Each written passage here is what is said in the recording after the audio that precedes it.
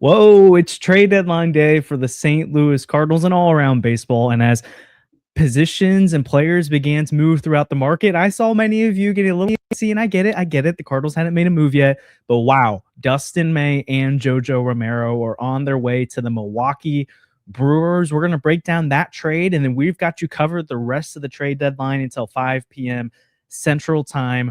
We're going to react to all the news related to the Cardinals, rumors swirling about some of their bats in Ryan Stanek, Riley O'Brien, and all the other things going on at the trade deadline on this special trade deadline edition of Dealing the Cards.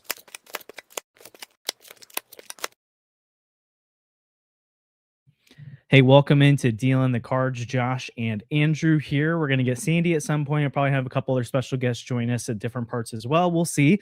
But hey, we've been waiting. We're going to go live at 3 p.m. And Andrew, if you want, could you get the link tweeted out again? Oh, you got it. Perfect.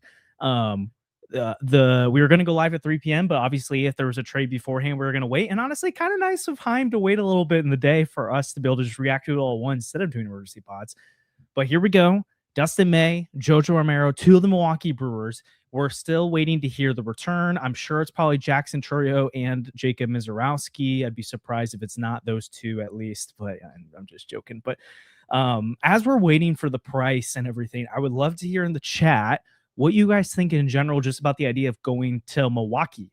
I've been hearing things throughout the day about what was going on with the Cardinals a little bit, and clearly there was a stoppage in the market. Clearly there were some things that needed to move before they could move on from a Dustin May, a JoJo Romero, Ryan Stanek, who I'm guessing will be traded at some point here. And then there's some bats that they could deal as well, and we'll get into that. But the market started to move, and then some random things like Texas getting involved started to complicate things. Obviously, there's multiple controllable arms like Reed Detmers, who's not going to the Cubs, despite that report. The Jose Soriano going to the Blue Jays, and the Blue Jays dumping Kevin Gossman, but also acquiring him and now might trade him too. There's just so much action going on at the deadline right now that's complicated the market. And so this is where we stood going into today. They were kind of waiting to figure out what to do with Dustin May, JoJo Romero, Ryan Stanek. Obviously, they could have held on to Dustin May for a comp pick if they needed to, but they've gone in the direction of finding this deal with Milwaukee. We're waiting on the return, so we will get to that as soon as it comes, and we'll start breaking that down. But before we even dive in, because we're gonna get the return, we're gonna talk about it, and we're gonna talk about how the fact that Milwaukee has a loaded farm system, so that probably bodes well for the Cardinals. And it's the first trade they've made since 2015. But I want to hear just from Sandy and then Andrew. What do you guys think about the idea that they just made to trade the Brewers of all teams? Like, just does that sit right with you? Are you okay with it? I mean, it feels fine to me because we're not competing in this division anyway, frankly, this year. It's not the Cubs. And you know what? If it helps the Brewers like smack down on the Cubs in the postseason or whatever, it'd be fine with me. And I might not feel this way later, but my initial gut reaction was like, I really, really like JoJo Romero and I really like Dustin May. And if one of them gets to pitch deep into October and win a ring, that's a nice consolation prize, I guess, this this October. Well, Dustin May has 3 of those, but that's okay. What? I'm just saying. Like, I think Dustin May is okay, but JoJo would be nice. Yeah. Well, I didn't like Dustin May when he won those, and now I like him. How about that? Oh, there you go. I mean, I think it's an interesting move for them. Like you said, I think JoJo is actually an arm that, at this point, because of the appendicitis thing, and in general, if you're acquiring a reliever at the deadline, obviously you want their help in the regular season, but you're really looking after what can they do for you once October comes around. And when you talk about Milwaukee matching up with Kyle Tucker and Shohei Ohtani and Max Muncy and those type of guys, having a JoJo Romero to go to in the postseason is going to be a big thing for them. Same with the Atlanta Braves and their lefties like a Matt Olson. Like, the JoJo side of it makes a ton of sense to me. I thought Seattle potentially was going to jump in on JoJo there. And then Dustin May's market, Brewers were always a team that was looking for another starter, but I just didn't have them circled as the team that would make it happen. Just A, the interdivisional side of it, and B, it just kind of felt like whether it was the Braves or the Diamondbacks or obviously there's some other teams that made some trades that didn't that went after other stars at one point, like the Tampa Bay Rays. But I always kind of felt like if Dustin was going to go somewhere else, it was not going to be the NL Central. So that definitely surprised me. But I have no quarrel with trading within. I don't subscribe to the idea you can't trade within the division. I just don't, especially when it's rentals. I'm like, you're probably going to pay a little bit more to get him from me than someone else. And so if the Brewers gave me the best offer, why would I balk at that? Andrew, do you feel weird about giving them JoJo and Dustin? No, I don't know. I'm one of the few people in Cardinals land left who doesn't really have a ton of beef with the Brewers. I feel like the Brewers, well, first of all, they just haven't really done anything, so like I don't really care if they go deep into October, right? Like they've never really done it. When was the last time they were in the World Series? Like the time in the 80s when they lost to Cardinals? Is that the last been a time minute. that they've even gotten that far? So I don't know.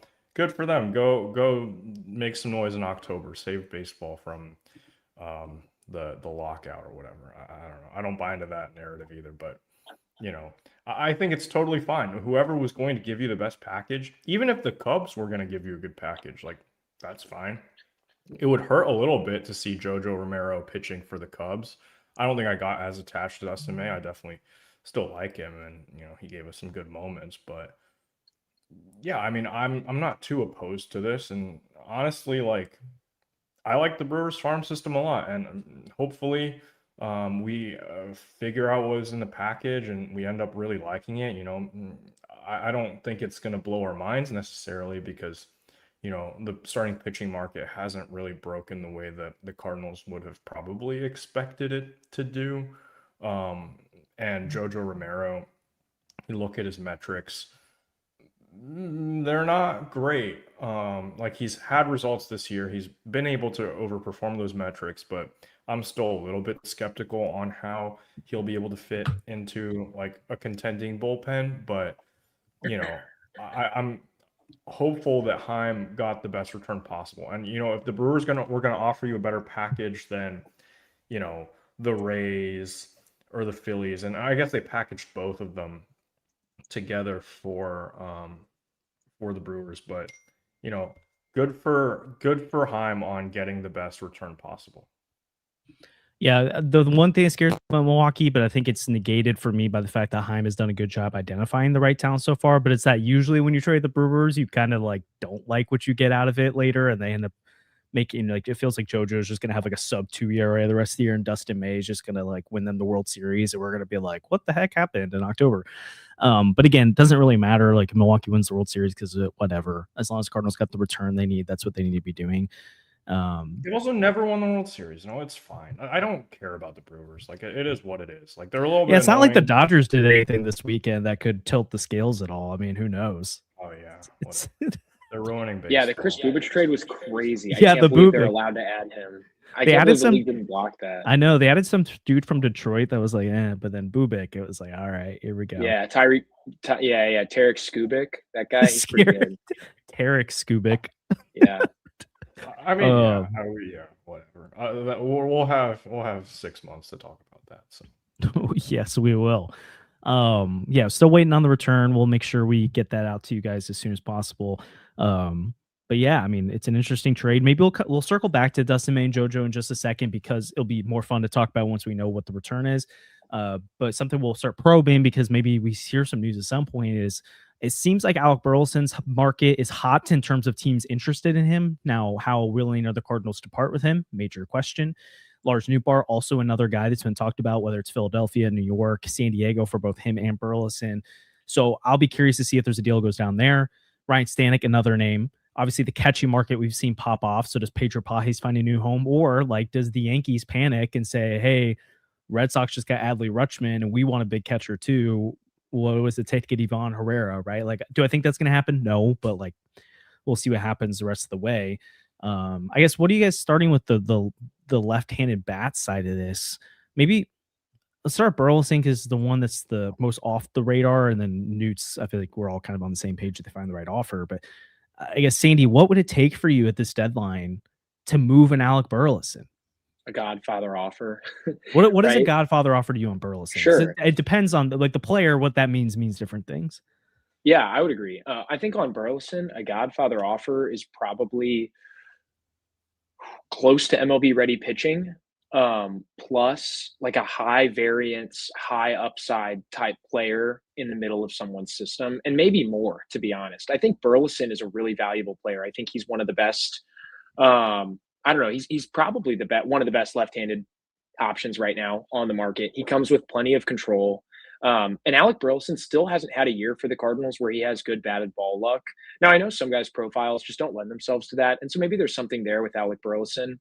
But the year that he finally does have like legitimately okay batted ball luck and his expected metrics aren't 30 to 40 points below his actual metrics, or his expected metrics aren't 30 to 40 points above his actual metrics, he's going to have so much more value, right? And so for the Cardinals, I think to feel like they were parting with Alec Burleson when he's probably played even better than the results are, I think they'd have to feel really blown away. Versus in another year where Alec Burleson is actually getting luckier, or we're seeing crazy level numbers from him, then I feel like they'd feel that they were getting fairer value, I guess. So I don't know. I think it would just take a lot. I think I'd be looking for one of somebody's best pitching prospects and probably a really strong position player too with serious upside.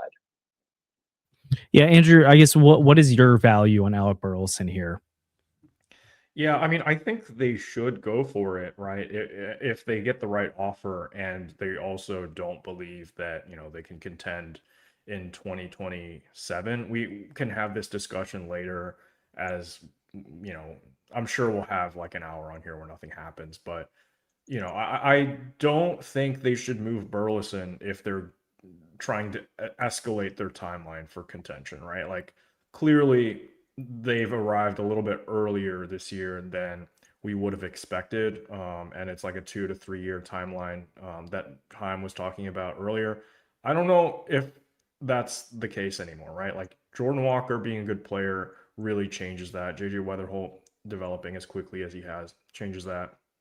So, if you can get the right package for Burleson, maybe you get a guy that's close to ready, right? And some team is really desperate to get that bat, and there's really not a lot of bats on the market this deadline. So I think it makes sense that they could get an offer. And when the Padres are involved, you never know because they have done really weird stuff with prospects. Like they've overpaid for a lot of players, and I don't know why the Padres are doing that. I don't even think they're, what are they, like within 2 games of the wild card? But like realistically, I don't know. Whatever. If they want to do that, they just trade for Robbie Ray.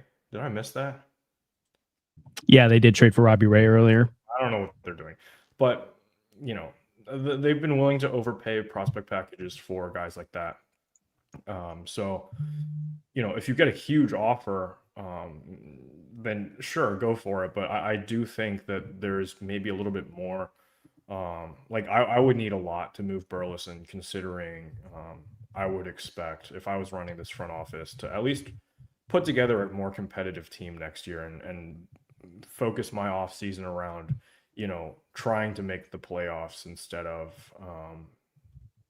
another year where it's just like, let's see what we have. Cause I think we've seen a lot of encouraging things. Yeah. Hey, we got a bunch of people in the chat or in the stream right now. So appreciate that. Like and subscribe, helps the channel a ton. We're presented by 314 Sports Card Collectibles as well as FanDuel. And we'll continue to talk more about them as we go through as well. But I'm the same way. I mean, I think Burleson's going to cost a lot, right? I'm trying to think of who would be. I mean, I think he's a better bat. I mean, I know Luis Garcia is having a great year. I think I'd value Burleson more than that. You're not in a rush to make a move with him. The Cardinals still have multiple years of control, and I think he's a guy that they can easily find some kind of contract extension for, even if they're not sure if he's going to be here in 6 years. I mean, we saw Wilson Contreras get moved for a good package on a deal that I think would be very comparable, if not probably more than what Alec Burleson would be getting, because you're buying out some arbitration years from him. So I would not be in a rush to move Alec Burleson. But like you said, Andrew, if AJ Preller's calling, you got to listen, because that dude might give you some kind of offer where you're just like, okay, sure, I'll take that. Like, can he trade for DeVries again and then send him to the Cardinals? Like that would be really nice. Or Ethan Salas, like, sure, why not? Like, give me. So I think you have to listen to these offers. That's where I think, like, when you go on Twitter over the last like couple months, there's people like, oh, Alec Burleson's untouchable, Ivan Herrera's untouchable. And it's like, yeah, I get what people are saying in terms of you're a better team if you have Ivan Herrera, Alec Burleson, and they should be a part of your future, barring the kind of deal that comes through that makes you say, well, this offer is actually probably better than having that player. And so I also believe in this player development group. I believe in the scouting group. I believe in their evaluations right now. They haven't really shown us anything otherwise, that if they deem like, hey, obviously they value Alec Burleson, obviously they value Von Herrera. So if they make a trade, it's not because they're just like willy nilly, like, oh well, I guess John Heyman keeps saying we should trade him, so I guess we will. Like they're gonna do it because they exercise the best offer possible. So I still think it's pretty unlikely at this deadline. But again, we've seen some weird stuff happen already, and I really wouldn't be shocked at all if the Cardinals are able to pull off some kind of move like that. But will it happen? I don't know. So I guess he's the name that we're going to keep watching. I don't know how likely it is at this point. It sounds like I don't know. Are the other two pitchers confirmed yet? Do we have that? I'm seeing two right-handed pitchers in the chat. No, I think that was a troll account from what I Okay. saw, because I also kind of bit at that for a second, and it seems like that is not correct. But maybe it is. The pitchers that were being named were Coleman Crow and Justin Knopf. I don't know if that's how that's pronounced, Knoth. But I don't think that's confirmed as of right now. We'll keep looking at for the return as they come through. It might take a little there's bit here. There's a troll account on Twitter that's saying stuff like that. Okay. Yeah, I don't think that's correct. Yeah. So yeah, Jacob DeGrom to Atlanta deal is done 2 hours ago. Yeah, that's what he said. Oh, it's that. I've seen account doing stuff like that. But so we can keep let's pivot a little bit to the Lars Nootbaar side of it, because I think it's a different conversation, but it's similar in terms of we don't necessarily need to get. I think the Cardinals can still be patient with Lars Nootbaar. There's no reason to force a trade here. But it's definitely not the same level of a deal of an Alec Burleson. I think that's far more realistic to happen in the next few hours. San Diego Padres, obviously the New York Yankees, he could just take literally 100 steps to the left and the trade's done. The Phillies, I kind of doubt that's going to happen after they've made their moves, but they've continuously been linked to them. I guess so. We talked about what it take to get Alec Burleson. I think probably the three of us agree it's probably unlikely, but we'll see what happens there. How likely, though, Sandy, do you think it is that Lars Nootbaar is not a Cardinal after this deadline?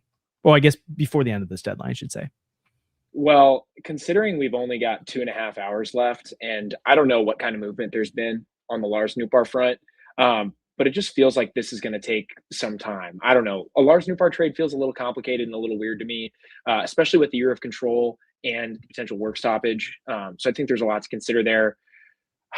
I don't know. Coming into today, it felt to me like it was sort of a 50-50, and now I think I put myself more in the 25-75. I think it's more likely he's here. I also just think that, if you trade Lars Nootbaar, I don't know if teams are going to pay as if they're getting a full year and a half of control. But I think if you can get to the offseason and labor negotiations go better than anticipated and we don't miss games next year, you could trade him during the offseason and get value for a full year versus what might be value for half a season, if the prevailing thought is that there's not going to be a full season next year. So I don't know how helpful that is, but I'd say I'm like a 25%.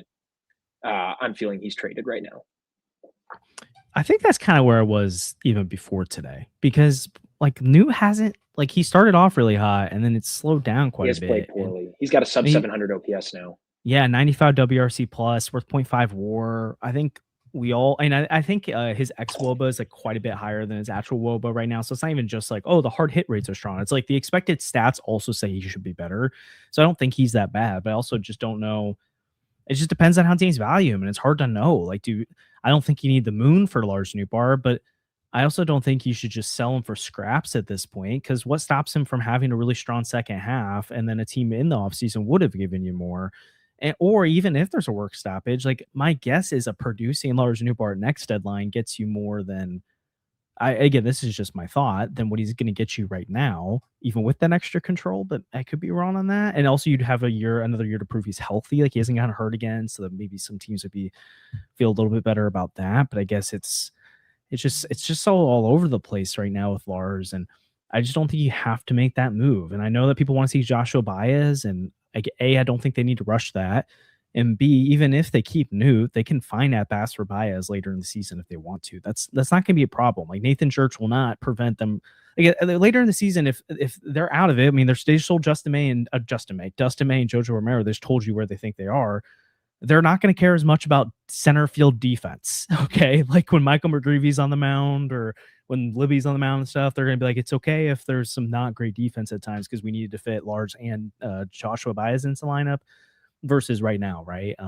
Same with the DH side of things. Same with injuries, right? Like it always feels like once the team sells, there's these random injuries where it's like, a guy missed 3 weeks, and I don't know if he would have earlier, but he did now. So I don't think you have to force that kind of thing. I think Lars tends to be underrated by this fan base, probably because we just watch him all the time, and so people are kind of sick of it. But I think other teams value him more than that. So I guess in a long-winded way to say, I don't think it's the same as Alec Burleson in terms of you need a Godfather offer. I just don't think the kind of adequate offer you need to make right now is worth it, because I think it's probably, again, this is just my thought on it. Unless it's AJ Preller, I'm guessing it's not much. And I'd rather just wait to see later if you can get more. And if you can't, then that's just kind of part of baseball sometimes. Some of these guys, you just kind of missed your window on. And the Cardinals mostly missed it in the pre-Heimblum side of it, right? Like Heimblum inherited a Lars Nootbaar who had double offseason heel surgery, right? Like it's not like he's been the one waiting for years. So I'm going to give him more grace on holding the ball on it right now versus if this was Mo and it's toward the end of it, then I think people can have their critiques of you should have traded him in 2022, should have traded him in 2023, should have traded him in 2024. That's fair. But the time couldn't have done that, right? That's not his decision making. So I'm not going to bake that urgency into this. To piggyback on that really quickly too, if you go check out Lars Nootbaar's StatCast page, right? Heim not only inherited an injured Lars Nootbaar, but he inherited a really ineffective Lars Nootbaar from last year. Lars Nootbaar ranked in the 39th percentile in xwOBA last year, which is far and away the worst mark of his career, excluding the cup of coffee he got in 2021. I mean, this was a guy who in 2022 burst onto the scene with an 84 xwOBA, like a really good player at that point, who is also a plus fielder, has a great arm, right? In 2023, 83rd percentile. In 2024, 90th percentile, 100th percent in chase rate. He was only chasing 17% of the time, one of the most disciplined hitters in all of baseball at that point in time. He had some injuries. He was ineffective. So it made sense to not trade him after the 2025 season, right? So I think I'm with you, Josh, where Lars Nootbaar over this year, just by virtue of being healthy and having much better underlying metrics than last year, where he's kind of sitting around like the 63rd percentile right now, from what I can see, he's already appreciated in value, even though you've lost total time that you'd have him, right? Even though control has decreased, I would say he's an asset that's appreciated in value. And I think that especially if some of the results catch up to some of the metrics here, he's an asset that could continue to appreciate in value and the factor of work stoppage. So yeah, I think it's fine if they don't trade Lars Nootbaar. And I agree with you. I just don't think the value is going to be there for who he is. Yeah. So as we're waiting on the return, let's thank a couple of our sponsors real quick. And as always, we want to thank 314 Sports Cards and Collectibles that they're presenting sponsor of the Deal in the Cards podcast. They're located at 9640 All Boulevard and All Vet. Open 10 to 5 Monday through Fridays and 10 to 4 on Saturdays and Sundays. They buy, sell, and trade all sports cards, Pokemon cards, and the new selections of packs, boxes, and single cards of players and stars around the league. Go check them out. We know many of you already shop there, so let them know we sent you. Some of you just go through when you're on your way to St. Louis from living downtown, and some of you live there and check them out. Make sure you check out 314 because they're so awesome to work with, and we appreciate them. And also, you might find one-of-one cards of players the Cardinals acquire at the trade deadline. Whoa, that's true. Potentially could. Then also with FanDuel, we appreciate their support. And I'm curious, I'm guessing you guys are going to smash the under at this point, but who knows? The Cardinals, or FanDuel has the Cardinals at 78.5 wins as their over-under right now. Over at plus 104, under at minus 128. I think after dealing Dustin and JoJo, probably not going to hit that. Care to disagree? It's going to be hard to get to that number. I think the only way is I don't know if Sandy and I talked about this or Andrew and I think Andrew and I did, is like, could Quinn be like really nice down the stretch? Do you get a boost from Joshua Baez? Do you get a boost from some of these guys? And some of the guys just start playing better than they have lately. So I'm not going to completely rule it out. But anyway, Sandy, I think you're leaving us for at least a little bit. So appreciate you. Peace out, boys. I'll be back if they make another trade. Beautiful. So we'll keep going because we're going to get this Brewers response here in a moment. And then obviously we're going to continue to stay on and react to what's going on to the trade deadline in general, but also any other deals that the Cardinals make along the way. So if you're just now tuning in with us, the Cardinals have dealt Dustin May and JoJo Romero to the Milwaukee Brewers. Our good friend Kyle Reese just put out a tweet saying expect upside. He also heard that they were going to get creative today, which heard similar in terms of it seemed like the Cardinals were exploring a lot of different things, and it still seems like they're exploring a lot of different things. I really don't think I think they hope this isn't the end of the day for them, but we shall see what happens there. I don't think we've got the official return yet. So we'll continue to wait on that. But I am intrigued by the fact that they packaged them together, right? Like I do think that increases your odds of getting a prospect that you couldn't have gotten solo. Yeah, I mean, I think they'll probably end up getting somebody that's more intriguing because of that. And I think JoJo, we were coming into this deadline as like, oh, do they trade him or do they not trade him? So, yeah, that would be nice. Yeah, it's definitely already a win. Oh, Oh, echoing on your end a little bit, but it's definitely already a win to get. I mean, because Dustin, it was with how the starting pitching market was bloated so far. It's definitely a buyer's market on the rental starting pitchers. It's a win to move him, and then like you said about JoJo, the appendicitis really threw a wrench into this whole thing, and so there was a world where they didn't really get a market on him. So again, we still haven't seen the return yet, so hard to fully say on that. I'm very intrigued to see what directions the Cardinals go with that. And again, trading with Milwaukee in general is it's like exciting because you know how strong their farm system is, but it's also kind of scary because you know how good they are at holding the right guys and trading away the other guys. But they've missed the time or two as well. And also, again, Heim got Brandon Clark and Richard Fitz for Sonny Gray. He got Fajardo and Dobbins for Wilson Contreras. This Brendan Donovan deal with Ty Pete, who's up in Double-A now, has been mashing, along with, oh my gosh, my brain is blanking. Sencha, those 2 draft picks, Ledbetter. Like I felt really good about the deals they made. And then last deadline too, they got Mason Molina and the Phil Maton trade. They got Jesus Baez, who is on fire right now in the Ryan Helsley trade.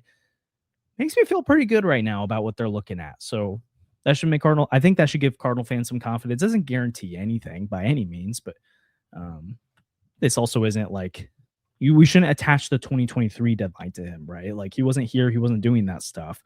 So yes, you can have flashbacks of, well, what happened with the Jack Flaherty trade? What happened with the Jordan Hicks trade? It's like, yeah, those were terrible. And look at Mo making moves to the Angels right now. The Joe Adell trade didn't look that great. Reed Detmers, or well, I guess they didn't trade Reed Detmers. That was funny. The Jose Soriano trade, they got a top 40 prospect. So we'll see what happens there. But I guess as we sit here now, what do you think they pull off the rest of the day? Do you think there's more moves coming? I hope so. Well, Ryan Stanek has to go now, I think, right? Like, they're not going to give him a qualifying offer, so you got to at least get something for him. Like, just take the best available offer for Ryan Stanek at this point. For sure. And then, like, I don't know, Riley O'Brien is a guy that I think the Cardinals will be wise to trade because I don't know what you're going to get for him in the offseason. Did Mo make another trade? I don't know. It sounds like it. Yeah, but anyway, I think maybe Pages goes. I would like to see Pages go. Maybe like because we've been told that they're gonna try to call up Bernal at some point. So maybe you, like I think one of him or Crooks is probably gonna go if Herrera doesn't end up going. I don't know. I don't think one of the big names gets moved. I think that's just like we kind of hear it every deadline where the Cardinals are like, or like people are interested in those names, and that makes sense. But I don't know if they're going to be able to get that move done. I definitely think that the trade is gonna end up happening. Like I don't think that trade is gonna end up happening. But, yeah, we'll definitely see what ends up happening with those other deals. I would guess, like you said, Stanek's gonna go. That feels pretty low hanging fruit at this point. Like whatever offer you can get out there, you got to take it. You want to get as much as possible. Right. I think Riley and Lars are maybe, but I don't necessarily think those are likely guys either. I'm still intrigued by Pedro Pages going. Like they do want to see Leonardo Bernal, and it's kind of difficult to do that when you have Ivan and Jimmy and Pedro in the mix. They could always swap out Jimmy and Pedro, or not Jimmy and Pedro, Jimmy and Leo, but I don't think they do that. I really don't think they carry Ivan, Leo, and Jimmy. Well, I'm sorry, they can do that. I don't think they do that for the sake of sending Pedro Pages down. I don't really see that happening. So we'll kind of see. I'm also curious to see how they handle the DH catcher rotation if they had all three of those guys on there. But we'll see what happens. Angels have made a lot of moves today, which is pretty funny and interesting just to see how Mo is doing over there. And I guess it'll take a little while to see whether or not they pan out for them. Gonna but take it's some been patience for sure. it will. Oh my gosh. So if anyone sees the return on Dustin May and Jojo Romero, please please let us know. Because we would love to react to that once it comes through. But I don't quite know what's gonna happen with that yet. So in general though, it's been an interesting deadline so far. Adley Rutschman to the Boston Red Sox. And that was a pretty hefty return. I at least know one person who didn't love it for the Red Sox or for the Orioles, but when I saw that go down, I kind of immediately was like, what could Ivan get?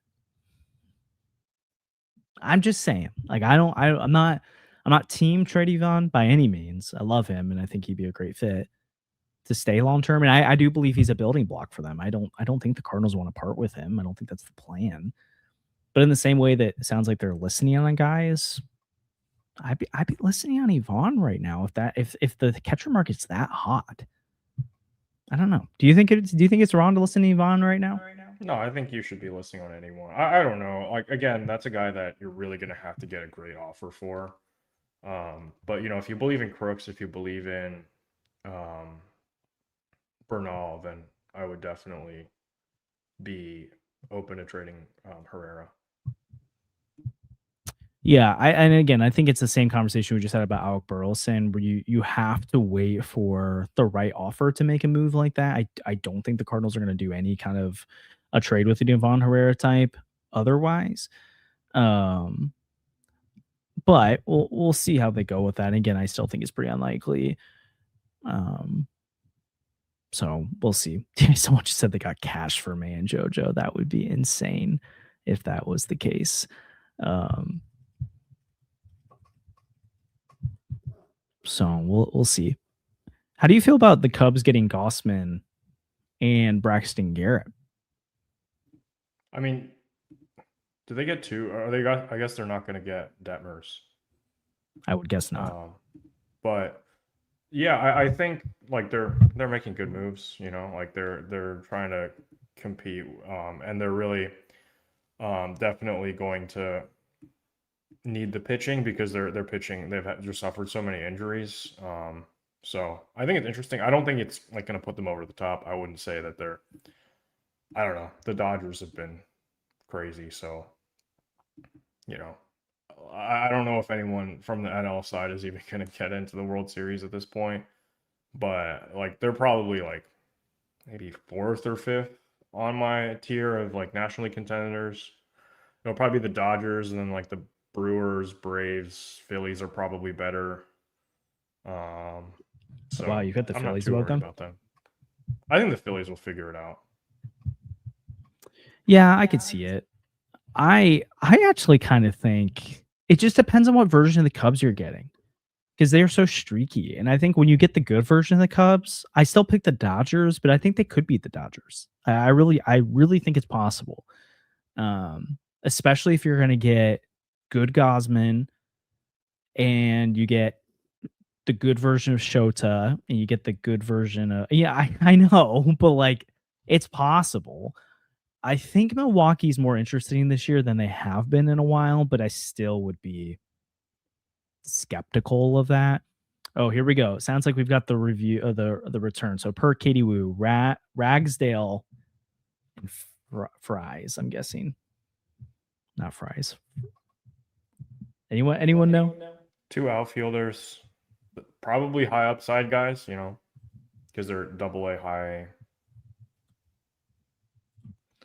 Excuse us while we're doing a little bit of research.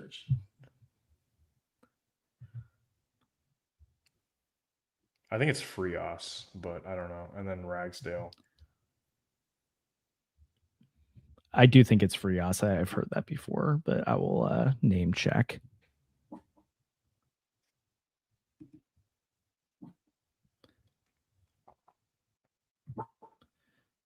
All right, pulling up their Baseball America, building up some Baseball America rankings here. So we got Ragsdale and Frias. Frias, according to Baseball America, is the number 8 prospect Oh wow. Okay, I have heard of this guy before. 60 grade power, 50 grade hit tool, 70 grade arm in the lower levels for them. Definitely an upside play. Like, feels very much like you're hoping you just hammered the potential of this guy. I know people are like, man, they're far away, but I'm gonna be honest. If you're trading Dustin May, oh my gosh, if you guys just want to hear a little bit here too, because this is my reaction, but I always kind of go to our guys, Kareem, Tyler, and Aiden. Kareem is very excited about this trade. Very excited about this trade. Aiden seems to like it as well, and so does Tyler. So that tells you something from cardinalsprospects.com. Yeah, Frias, big time power dude, 18 years old, 60 graded BA, but adjusted grade to 45 because of all the risk within it. I mean, you're talking about a raw power that's a plus tool, high end bat speed. I mean, you're talking about a potential 30 home run bat with a plus arm in right field, which again, I mean, you're kind of hoping like Jordan Walker, right? Like Joshua Baez, like did you just acquire another one of those type of guys? It's risky again, but man, I'm actually kind of surprised that's the kind of talent they would give up. And then we've got, sorry, who's the other? Ragsdale. So that's another outfielder in their system. I believe he's at AA. He's 22 years old.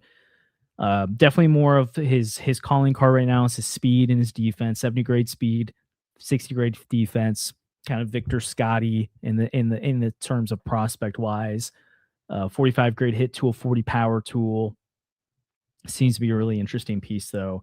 I don't think Frias is on the top 100 for BA, but I will check on that. I wouldn't be surprised if he's a guy that they think is kind of in like not super far off of it though. So you heard these initial rental or prices for rental arms again, and Dustin May and Jojo Romero. I mean, you're talking about super high upside outfielder and another outfielder who's an interesting piece, maybe more of a fourth outfielder long term. What are your thoughts? Yeah, I mean, that's really exciting to me. I'm looking at MLB Pipeline because they're not on cardinalsprospects.com yet, but like, I don't really trust MLB Pipeline with a lot of these prospect rankings, but it's 11th and 13th in the Brewers farm system for both of them. I don't think either of them are top 100 prospects, but this is the kind of player that you want to get back. Like, come on, Dustin May, this is the best you were going to do for that. Like Jojo Romero, I don't even know. Like, I don't know like what you're getting, like how you're valuing each of them, but like he's clearly adding a little bit to this package.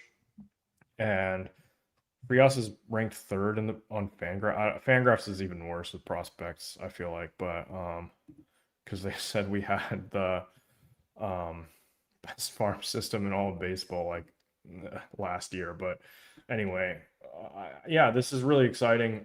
These are the kinds of names that you want back, and it's not like the Mo kind of play where you're getting, maybe guys that aren't gonna bust. Like these could be guys that never even reached the majors, but can I tell you something? So Prospects Live, I really like. They're not. They're not as known as Baseball America and MLB Pipeline, but our good friend Nate Schwartz does great work for them. Ross Jensen does great work for them. I think I'm missing a name in there of someone we know that's doing stuff. You want to know where? My gosh, where did I put him? Where Frias was ranked for them? He had in Jensen's personal top 100. He had Frias as the 36th best prospect in all of baseball, just behind Zaire Hope, who was moved for Scooble, ahead of George Lombard, ahead of Ethan Salas, ahead of Thomas White, Aiden Miller. I mean, big names. What if this is just the Scooble package that they had? It could be. Just kidding. There's no shot. I am a little bit like, if you gave up this for Dustin May, why were you not trading for Terry Scooble? I don't know. Jet Williams is on Baseball America just off their top 100 or just on their top 100. He's like 96th ranked prospect, and Frias is right below Milwaukee on their top prospects. So I really wouldn't be surprised if you're talking about him being closer to that. Also, John Becker, or so Fangraphs has Frias as their 43rd. You just said that, right? 43rd prospect in top 100. Yeah, someone in the chat said that. Fangraphs is whatever. I don't know. Either way, like even we can debate that part. I was not expecting anywhere near a top 100 prospect for that. So, yay! Wow. Okay. Definitely going to keep following this as it goes through. That is kind of insane. I really, I'm shocked right now. That's incredible. Because you're talking about comping a draft pick, right? Like that's what they needed more for Dustin, right? They needed more than a comp pick. And you're talking about a guy like this. So you traded like what you were hoping would be like a pick in the 30s or 40s. Yeah, I mean, I can't say enough about this right now. That's crazy value. Why did the Brewers do this? I don't know. The Brewers, like, I don't know. I'm not going to say anything about the Brewers. Oh yeah, I mean, you can't critique them. They're incredible, but I'm just surprised. Like this is the guy they wanted. I mean, didn't the Dodgers get James Tibbs for this guy? So, and he was having a bad year. So yeah, maybe people really like the upside of Dustin May. I have no idea. I mean, yeah. Also, by the way, we got 500 people in here right now. So if you can like the stream, that'd be super helpful. Subscribe. We go live all the time over here. I'm sure we're going to have some fun guests on here soon. I think we've got, I won't say who yet, but we definitely got a member of the Cardinals front office going to jump on here with us in the next few weeks to break down some stuff that's going to be really exciting. We're going to have Bernie Miklas on again sometime soon, I'm sure. We always have some fun guests over here. And then we're going to have plenty, especially if you want to know more about these prospects. Like we're going to have Kareem, we're going to have Tyler, we're going to have Aiden breaking them down over here. So make sure you tune in. But holy crap. It sounds like JJ Cooper from Baseball America loves the return from the Cardinals right now. I'm looking at some stuff on Ragsdale right now. Seems like he's really improved this last year. Well, yeah. I mean, he's really grown his ex-Wobicon. His max exit velocity's gone up a ton. Super interesting. But then, obviously, Frias is the guy that you got to be really excited about right now. And honestly, like, I mean, let's think back to, like, we're comparing, like, Dustin May wasn't going to get you. He's not Taras Kubel, right? Like, he's not going to get you something insane. And so you kind of have two routes here. The closer you get to St. Louis, so the closer to a major league ready player you're looking at is someone who's going to have a lower upside, right? Like, remember the Jack Flaherty trade, Cesar Prieto and DrewRom.com? Do you want another one of those trades? Do you want another one of Kloffenstein and Semra Bursa? Or do you want a chance to hit? And with the strength of the system right now, I don't think you have to chase depth. You can chase upside. I love this trade. I was fully prepared for this. I literally coming today, I was fully prepared. I was going to be like, this is probably going to be a C. I can maybe talk myself into a B minus of like, yeah, that's what you get for Dustin May at the deadline. And with how things have been trending today, I was kind of like, what are you going to get for him? I know that's probably part of the beauty of pairing JoJo to it is it really helped push it over the edge. But I'm just going to say again, holy cow, what a return. Yeah, it's crazy. Jim Hayes says no trading Burley. Does he know? I guess He's on his Twitter. We shall see about that. I mean, he just tweeted no trading Burley. I don't know if that's an opinion. I don't know if that's like, I don't know. We'll see. Trade Palante. Trade everyone. Trade Leahy. My gosh. Trade Liberatore. You'll get something for Liberatore. Call up Mo. See what he wants. Maybe you'll get Randy or Rosarena number 2. That would be fun. Oh well, hey, I guess BTV said it's a major overpay by the Milwaukee, so they'll take that. Can I load up MLB The Show on my PlayStation and check it? Someone did that for the Scooble trade. Do it. How about this? Go get some AirPods and go load it up and see. So I don't. Okay, I'll go fly solo for a second. Okay, so a couple notes on this again. So if you're just joining in, Alexander Frias and Josiah Ragsdale is the return right now.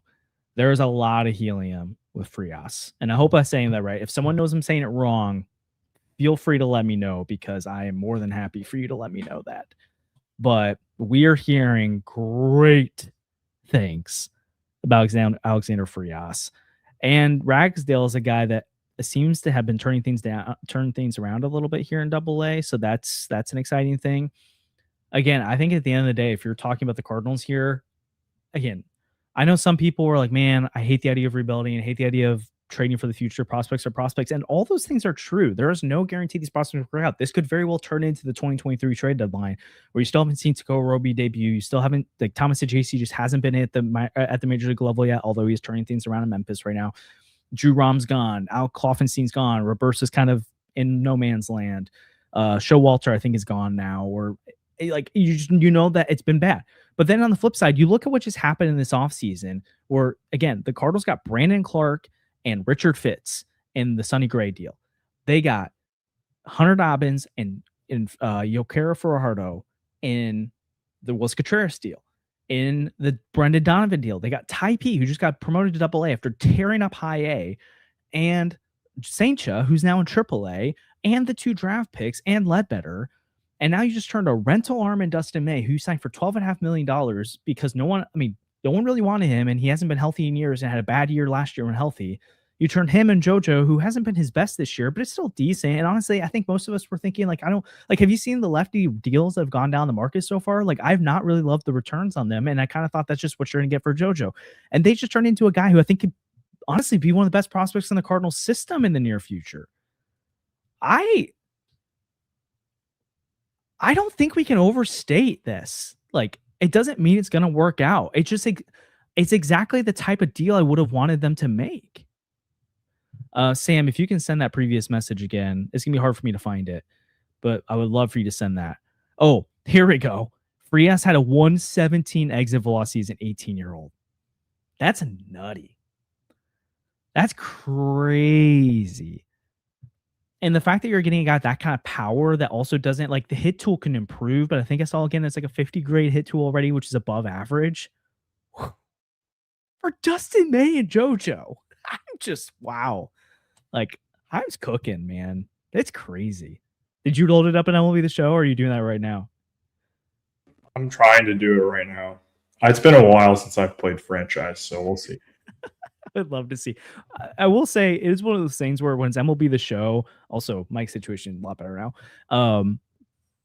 Who knows if they have them valued well. I feel like when I used to play back in the day, there'd be top prospects that are like C potential, and it's like, how does that do C potential? But who knows? But man, this is nuts. I'm shocked. Is there any other deals we've missed as of late? I have not been looking at anything else other than this right now. Also, I'm seeing a lot of people, just to be fair too, because I don't want to be homer on this, right? Like, I want to try. I personally want us to try and be as objective as possible. Like, we want to relay good information to people. I don't want to sit here and try to act like someone's better than they are. I'm seeing a lot of people right now who don't like. I shouldn't say who don't like the Cardinals, who are very critical, or try to be very fair-minded on things and don't try to do glass half full, and who are very much like Cardinals cooked on this one. Like, this is impressive. Yeah. Kyle Reese over on Twitter right now, again, a good friend of ours, if you appreciate what he says. I think this is a very good trade for the Cardinals. I like both of these players quite a bit. Ragsdale and Frias. For 2 rentals, you get actual and raw talent back. Cardinals remade Ragsdale, and he's a legit prospect. Frias, all upside and athleticism. I think I was underselling. I've not been talking about Ragsdale, and I feel like I've been underselling him right now. Frias is the guy to me that seems to be the most potential. Yeah.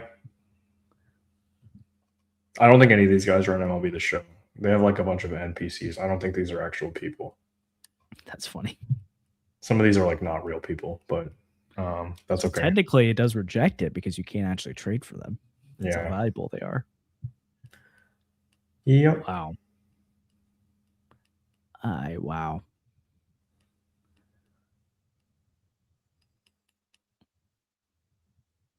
That's kind of insane.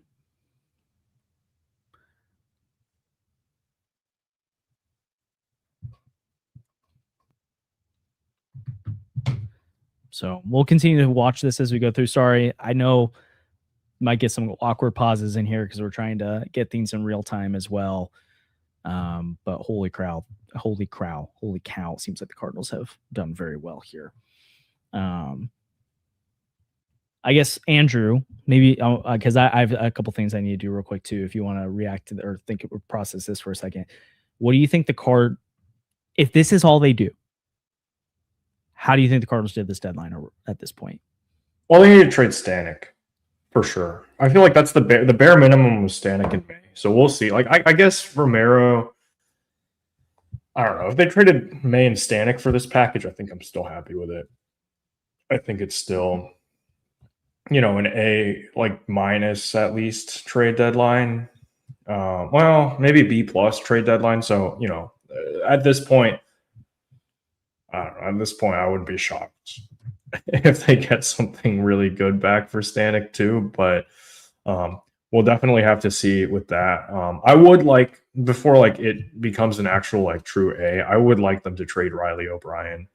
I do think, you just never know with these relievers, and trade deadline is the only time to trade relievers that aren't like, I think the Brewers, did they trade Devin Williams in the offseason? Was that like the one offseason reliever move recently?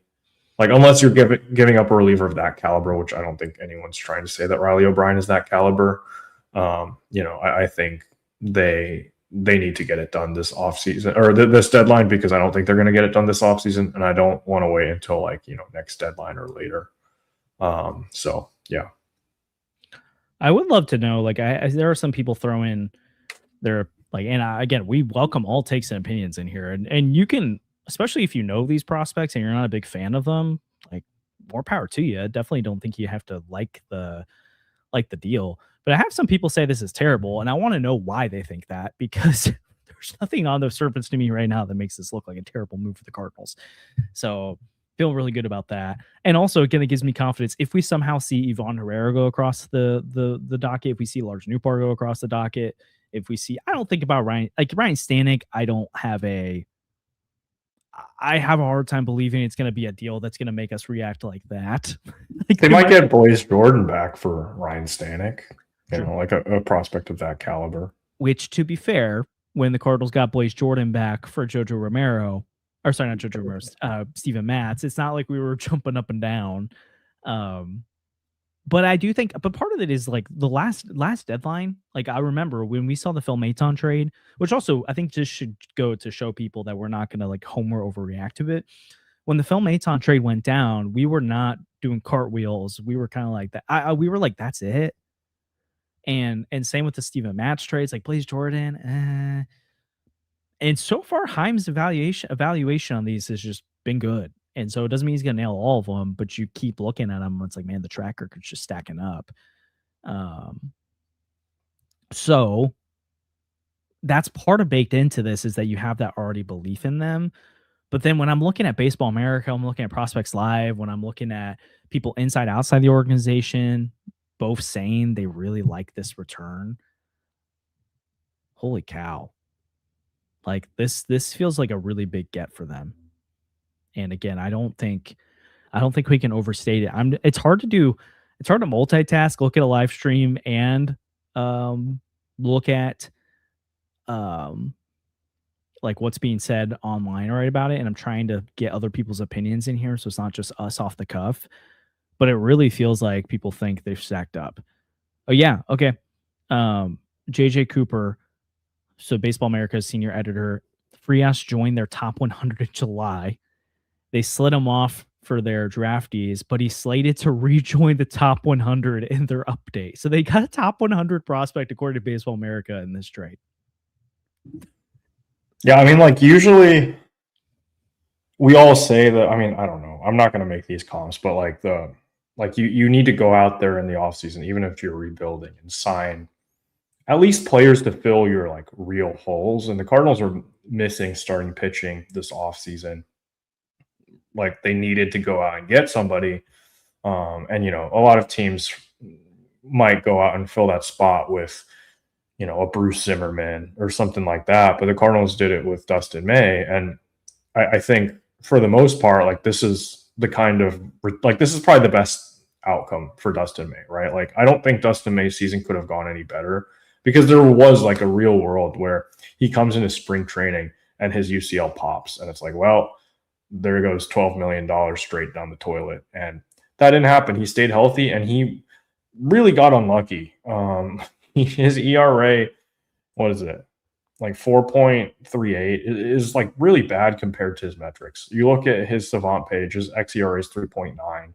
So he's like top 15 in FIP. If he were a qualified starter, like, his metrics look really good. And, you know, you always do what you can at the deadline to try to recoup your farm system. And, you know, the Royals got Cole Reagans back for Aroldis Chapman. I'm not trying to say that that's the kind of move it is, but like, this is the kind of move the Cardinals need to be making, even if they don't think that they can be good. Hopefully this is like the real last offseason the Cardinals have to make signings like that. But even like, I think they did a great job with it. Like, this has been really good so far. Hopefully they get a nice return back for Stanek. You know, I'm not like, here's the thing. I'm not a prospect person. Like, I don't have the time to go through and look at all of the prospect valuations and stuff.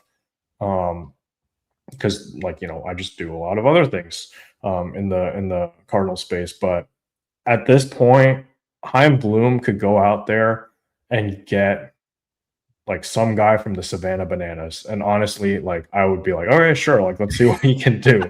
Right. Like, there must, like, I don't think he's missed on a single move that he's made since he's taken over. Right. Like, if you go back to the last trade deadline, you know, Ryan Helsley brings back Jesus Baez, who looks really, really good right now. Also, Ryan Helsley was awful in the second half. So I think you're glad to get anything back for him.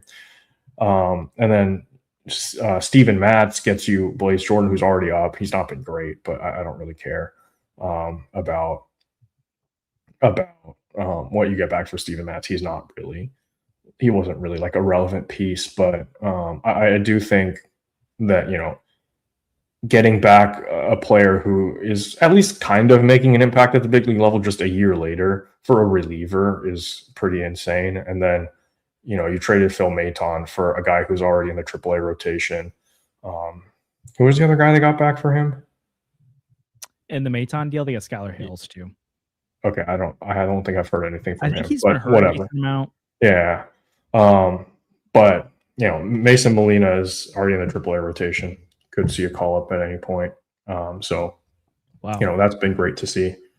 Also, and then, I was going to say major thanks to Taco Cat G for the $5 super chat. You didn't put a comment on here, so I'll be looking. If you put another comment, we'll make sure to highlight it. But super grateful for that and all your support. Yep, appreciate it. And then, but like, going back to the point, like, you trade Sonny Gray, you trade Wilson Contreras. Hunter Dobbins is already making an impact for you at the big league level. He's been really good for you. And then you have Brandon Clark, who, like, I didn't know he could throw 103. I didn't know that. And I was like, that's crazy that you got him. I don't care what Wilson Contreras does. Like, he could hit 40 home runs this year, and I think that would still be worth it because, yeah, it would be nice if the Cardinals made a wild card run this year. If Sonny Gray and Wilson Contreras are still on this team and Brendan Donovan, you know, this team is probably still in their playoff spot. They probably haven't fallen off offensively as bad as they have. Like Matthew Liberatore's probably lost his rotation spot by now, but, you know, whatever, right? Like, they're getting all these pieces back, and now this Dustin May trade, right? Like, at this point, my point is, like, I don't know. I'm not going to question Chaim Bloom ever again, or not. Maybe not ever again, but, like, you know, for now. Yeah. he's earned it. He's earned the goodwill for sure. Especially when it comes to prospect stuff, and also like we fully understand and acknowledge if all this doesn't go, like Keim is ultimately going to be graded on whether or not this goes well. Like no one cares if he wins the headlines today if the Cardinals are losing in 2029. We all acknowledge that, but you can only do what you can do today. And yeah, I mean, and also like another point, I remember 2024 trade deadline, the Cardinals bought at the trade deadline, right? They made that deal with the Dodgers and the White Sox. They got shout out 314. They got Eric Fetty. And MLB.com, I believe, wrote an article. It was like how the Cardinals won the trade deadline. But guess what? Out of those three teams, they did the worst. Like Miguel Vargas is an all-star now. Tommy Edman was NLCS MVP, and the Cardinals got absolutely nothing. So there you go. Okay, so a couple things I want to add to the conversation about this. Again, if you're just joining in, the Cardinals traded Dustin May and Jojo Romero to the Milwaukee Brewers for what appears to be a heist of a return, which is, I did not think this was possible. Alexander Frias and Josiah Ragsdale. First one acknowledged from Barry, who is a super great supporter of the podcast. He's a member of our channel. We met him at Busch Stadium recently, which was super fun. He said, do you think the Yankees have the package to get Ivan? 100% the Yankees have a package to go get Ivan Herrera. The question is whether or not they'll offer it and how much the Cardinals want for him. Because they have, whether it's Kilby and Dax Kilby and George Lombard or the host of arms that they have, the Yankees have an offer to overwhelm the Cardinals. I don't know if they'll do that, though. Also, this is a plug for our membership program because I'm just seeing our Discord is firing right now. If you want to be a part of a private chat where we talk about Cardinals baseball all the time, all the members of our team are in there and a bunch of you are in there who are listening now. You can click join on the membership thing after you subscribe to the channel. And for just like $1 a month, $2 a month, you can join our private Discord. And there's other tiers as well with other benefits. It's helped support the podcast. We really appreciate it. Then also you can just have fun Cardinals baseball all the time. Barry just said, yes, come join the Discord. We always love adding new members to it. It's super fun. It's super lively. Sam's in there. Always really appreciate that. Now, would you consider trading Herrera for like a package headlined by like Jason Dominguez? Depends what else is there. I would not. Yeah, but like if he was the headliner and then you got some other stuff back. If I'm not mistaken, he's been producing this year, right? Oh, no, he hasn't. I think. Well, but like part of it is that like, you know, in that market, you don't really get a chance to play, right? Yeah. Like you don't really get a chance to struggle and develop. Wow, we just got a new member, Taco Cat, who did the super chat earlier. Really appreciate that. Thank you.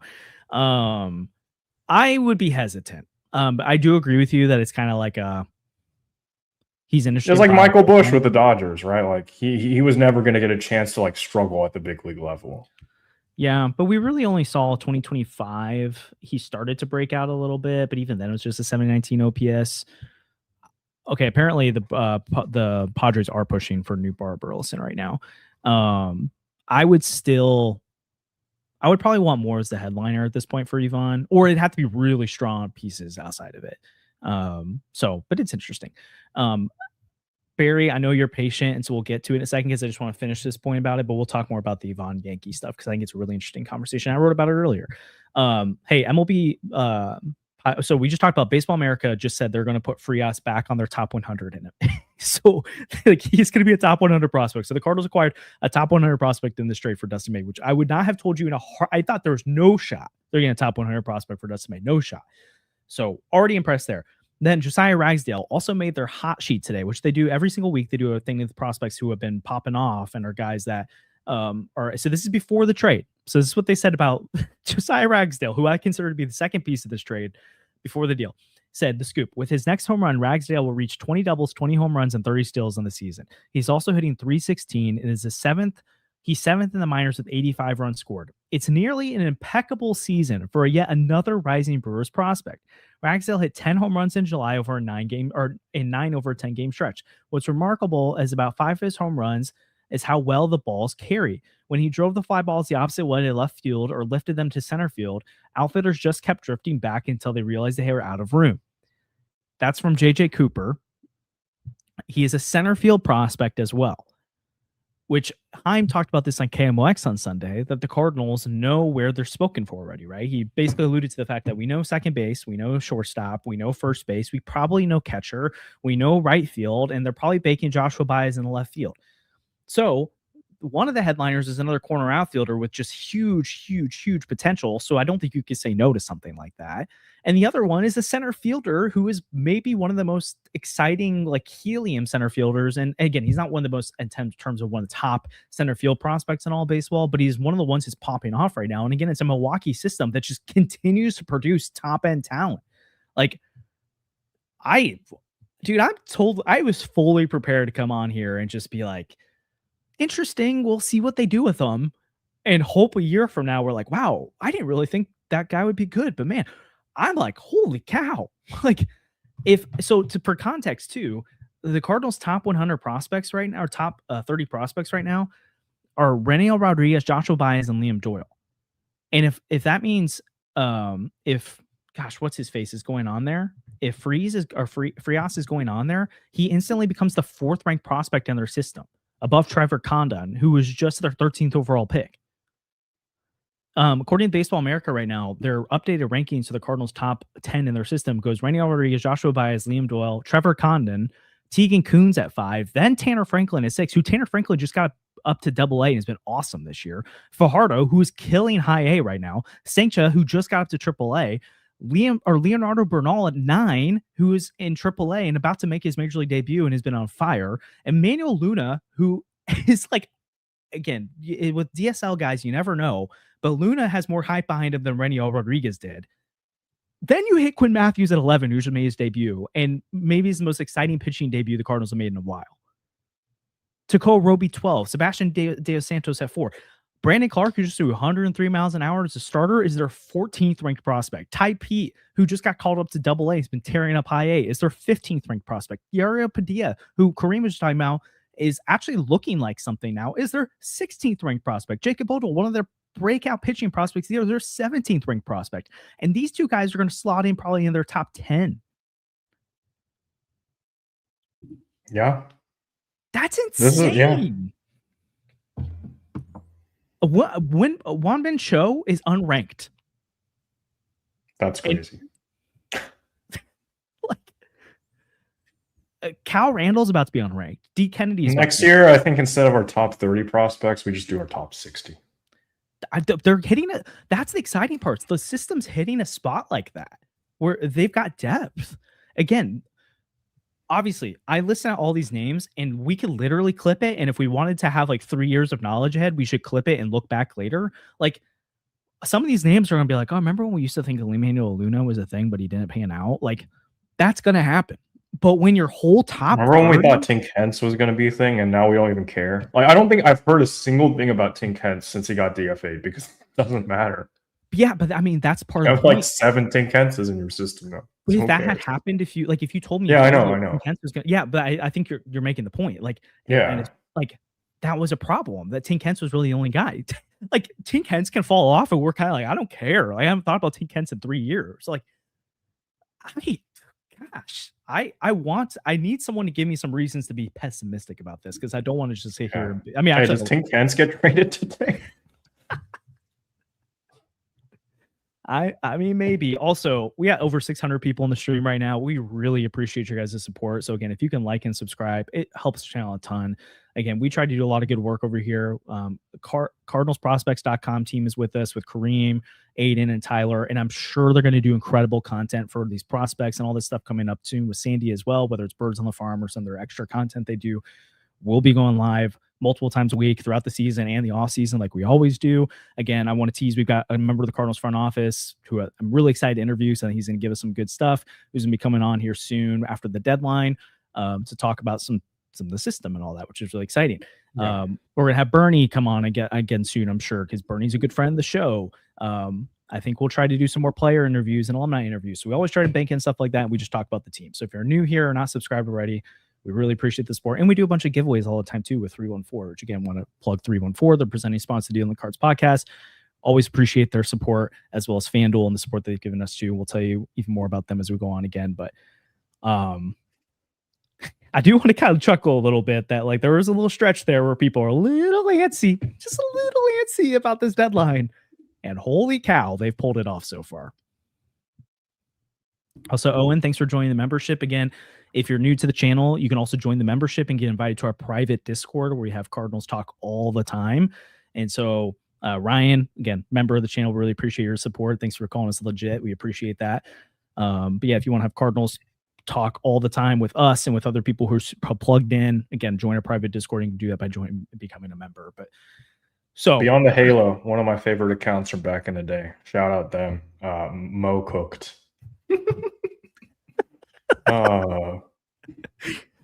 Oh my gosh. Anyway, sorry.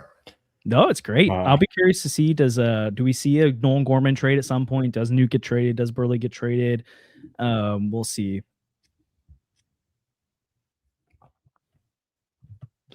You know what though? Like if it had been Tinkens instead of Jojo Romero that went to the Brewers, I would have been like, uh-oh.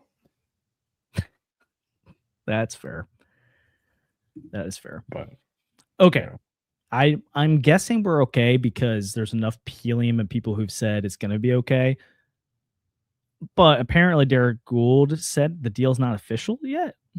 But I'm guessing it's probably because it's pending physicals, right? Like JoJo does have the appendicitis, Dustin May, all that kind of stuff. So I'd be surprised if it doesn't go all the way through. So wait, when did he say that?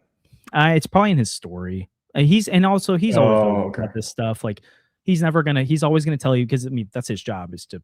Oh yeah, he says deal's not even official, but he said it like it was agreed upon. Yeah. So obviously there's some things like that could throw a loop into things, but I mean that would be pretty. I want to make a trade with Mo. I know we're in like the same spot, kind of, but like I could see them wanting Pedro Pies. Yeah. So, again, if you're just tuning in, Dustin May and Jojo Romero to the Milwaukee Brewers for what seems like a haul, and Alexander Frias, who apparently is going to be added to their top 100 in Baseball America in the next update, and then Josiah Ragsdale, who has some of the most helium in baseball. And so again, if you were telling me that the Cardinals were going to get this for Jojo Romero and Dustin May, we can get screenshots. I told someone made a comment, I think about, I could be wrong, but I think it was for New or Dustin in our chat, just talking about in our Deal in the Cards chat, and I literally was like, they're not going to get that much. I think it's for New, and New's more valuable than Dustin May, and I was like, there's no shot New's getting top 100 prospects like that. They got a freaking Dustin May and JoJo. I'm like, get 2 top 100 prospects potentially. Get another one. Well, yeah, for New. I mean, honestly, if that's what get 2 for Burleson. Then it's just like, how many do we have right now? So like 4 or 5. According to Baseball America, they only have 3. Who was it? It'd be Raniel, and Doyle. Yes. And then Condon, I don't think is one. I think he's probably just off it. Tanner Franklin's a guy that could end up hitting the top 100 soon. Tegan Coons and Condon are both ranked above Tanner Franklin, so that's interesting. Sancho's not on there anymore. Bernal's not. But I think, again, this is coming into the season, this was seen as a top 5 system in all of baseball. Again, they had JJ Weatherhole and Jimmy Crooks in there still, but you've lost those 2, but you've gained this return, you've gained Condon, you've gained Coons, you've seen the progression of Fajardo and Luna and Dos Santos. You got Clark back healthy, Ty Pete rising, Odell. Like, there's a good chance the Cardinals farm system going into this offseason seems easily the best in baseball, or at least in the conversation with Milwaukee, who you just took 2 guys from. And they're rentals. Like, rentals do not get you this. There's got to be something wrong with this, right? I cannot believe this is what happened. Well, yeah, and part of this is like the same thing with the Dodgers, right? Like, eventually the Cardinals will be in a position, like, I don't know if they're going to trade for Tarek Skubal if he ends up becoming available in like future years, or like a guy like him.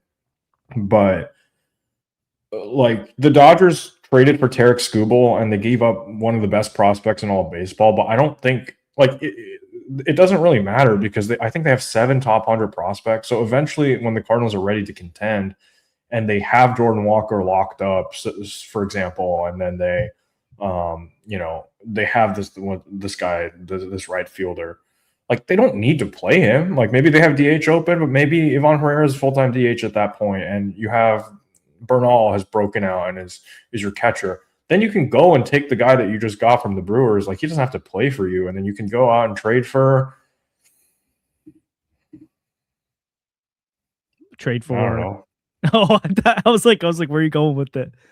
Like Paul Skeens when he becomes available. When Yes. is in the division, so it's not going to happen. But like a guy like that becomes available, right? Like that could happen, and you might not lock him up, but this is kind of the same thing where it's like if the Cardinals are trying the Brewers model, like that's fine, but the Brewers truly made a mistake by not trading for Tarek Skubal. And if I was managing the Brewers, like, yeah, sure, I'm not going to be able to retain him. I don't have the money to retain him, but at this point, if I have a prime season of Jacob Mizorowski, which I'm not guaranteed, he could blow out his arm at any point. He's throwing a 104.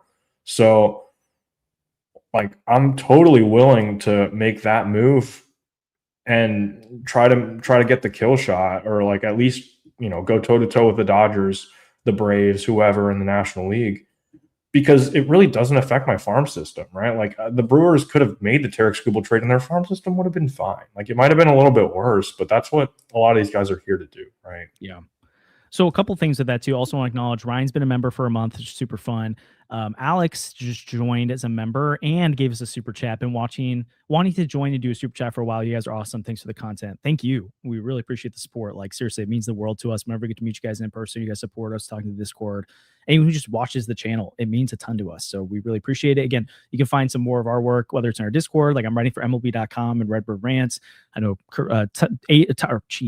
Andrew is the brains behind the operation and all of our social media, all of our content, all that kind of stuff. Andrew runs that. We got Sandy, Kareem, Tyler, Aiden as well. So really appreciate our team. Appreciate your support. Also, Drew, I don't know if it's just helium, but I think I'm getting saying, or gently, I'm guessing is what you meant to say, like our genuinely or gently like our trade better than the Skubal trade return wise, which I probably a hot take, probably, but honestly at the same time, no, Zaire Hope is like a top 50 prospect, and River Ryan, depends how you feel about him, but I think the thing to say is the gap between the Skubal trade and the Dustin May trade is not as far as I thought it was going to be. That's crazy to me. So I don't quite know how that happened. But Andrew, to your point, man, they're loading up this farm system to a point where it's just going to get. It looks like it's kind of crazy. It's like that's insanely amount that going underneath. And again, you need that kind of talent, and you need that the host of them, so that some of them actually work out and pop. So you're not so reliant on Nolan Gorman popping off, where you've got we've got like 8 other position players that could be the guy. Then to your point too, once you build out that team, you can go trade for Paul Skeens, you can go trade for Tarek Skubal, you can go trade for Fernando Tatis Jr., you can trade for Gunnar Henderson, or like whoever that guy ends up being that's available at a deadline. You've got the ammunition to do it. On top of it, the Cardinals are already a young team that is in contention right now. So you're not talking about, this isn't the 2012 Cubs. This isn't the 2013 Houston Astros, where they're tearing it all the way to the studs and then building it up. It's the Cardinals already have a top 13, 14 rotation in baseball by ERA with young arms, and they aren't even the arms that you want for the future yet. And it's already producing. You've got a lineup that already features Jordan Walker, Ivan Herrera, Alec Burleson, Mason Wynn, JJ Weatherholt, and Joshua Baez is coming, Raniel Rodriguez is coming, all those guys. And you have no money on your books. So the Cardinals can extend these guys. They can add a center fielder or a third baseman in free agency or trade that they need. They can go add another starter. They've got the treasure chest in terms of ammunition in their farm system and money in their pockets to go do something. And I'm not even saying they have to spend like the Dodgers. If they just get back to where they were spending before, even just a little bit off of it, when you've got all this cost-controlled talent, you can do it. One of the major critiques we had of the Cardinals for so long was they had to pay. They didn't have to pay. They chose to pay Miles Michaelis $18 million and Steven Matz $12 million and Kyle Gibson to Lance Lynn $12 million. And they had one of the most expensive rotations in all baseball, and it was a bottom 8 unit. Right? And then they had all this money tied up in Paul Goldschmidt and Olin Arenado, who were not producing like they needed to at the end. And so that's part of the reason this team fell apart.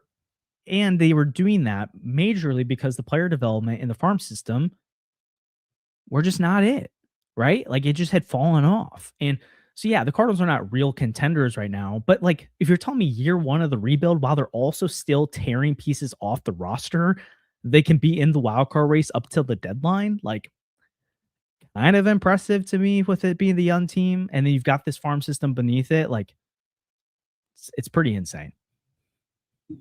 Yeah, and like I don't think this team's going to make the playoffs. Like No. again, like it would have to. It would take a miracle to for that to happen. But I could see this team hanging around for the rest of the season, right? Like there's like 4 or 5 teams between them now and the last wild card. I think okay, there's 3, but still, like if Joshua Baez comes up and he ends up being, pretty decent, better than offensively than like a Nathan Church, if Jordan Walker, just does what he like a little bit worse than what he did in the first half, and then a lot of these other guys that have been struggling start to figure it out a little bit, I could see them hanging around. Like at the end of the day, I think they're gonna. This man might have just saved the Angels, and it's a picture of Mo. Oh boy, they got. I didn't realize. Yeah, I know. That's crazy that they got him for that reliever. Yeah, but anyway, like that means that this team is pretty close, and if their farm system is that loaded, I'm not going to say go out and swing the big trade, big signing next offseason, but they could again go out and maybe swing a little bit higher, maybe get a couple of 1-year deal guys, 2-year deal guys that are on the market. Like I don't know what that's going to look like, and the lockout's probably going to mess with a lot of that stuff, and maybe a lot of these teams have to shed payroll with the cap. Maybe they do end up being one of the teams that gets to capitalize and bring in a big name. Because what I think is going to end up happening if there's a cap is like, the Dodgers are going to have to trade Blake Snell and like eat all his contract. So, and get nothing back. So the Cardinals could be in prime position to take that on and give up, something, like maybe give up a fringe top 25 prospect in their system, which would be a lot better than a top 25 prospect in like the Phillies system. Well, I guess the Phillies will also be shedding payroll, but whatever, you know what I mean? No, 100% agree with you. And then I think there's more deals that they can consider to do. Again, they have no reason that they need to trade Ivan Herrera, Alec Burleson, but if this is the kind of return you get for Dustin May and Jojo Romero, then imagine the kind of prospects they can continue to add if they wanted to. And then I think the real like guy that I would be trying to capitalize on the trade value of right now, well, Riley O'Brien, but we'll see what happens with that. Obviously, Lars Newbar at some point, but I can understand if they wait till the offseason. But Andre Palante, whether it's now or in the offseason, is a guy with 2 years of control left, who's a good starter, who is not going to be a part of your future moving forward, in my opinion. Like, I mean, he could be the next 2 years, but he's not a guy you're going to extend. He's not a guy you're going to keep around. And so the fact that they have the ability to go sell some of those guys, and it's like, there's someone just put this in the chat too. Like Dobbins and Matthews haven't really been a part of the rotation yet. They've gotten their, like, Quinn has 1 start. Dobbins has like 5 or 6 appearances. So like you've got more young arms who are immediately ready to come in. And then hopefully next year, I don't think it'll probably be toward the end of the year that they're realistic options, but maybe going into 2028, you're talking about Tanner Franklin and Liam Doyle and Saintcha, and honestly, next year, Cooper Jerpy, like some really exciting young arms that can get thrown into this mix. And then with the way Reniel Rodriguez is hitting in Double-A right now, he almost has a 900 OPS already, dude. Like, he could be a part of this lineup soon. Joshua Baez, I think, will get a cup of coffee this year, and this should be part of the major league team next year. Leonardo Bernal is a guy with higher upside than Jimmy Crooks, and like according to like CardinalsProspects.com, they have him as their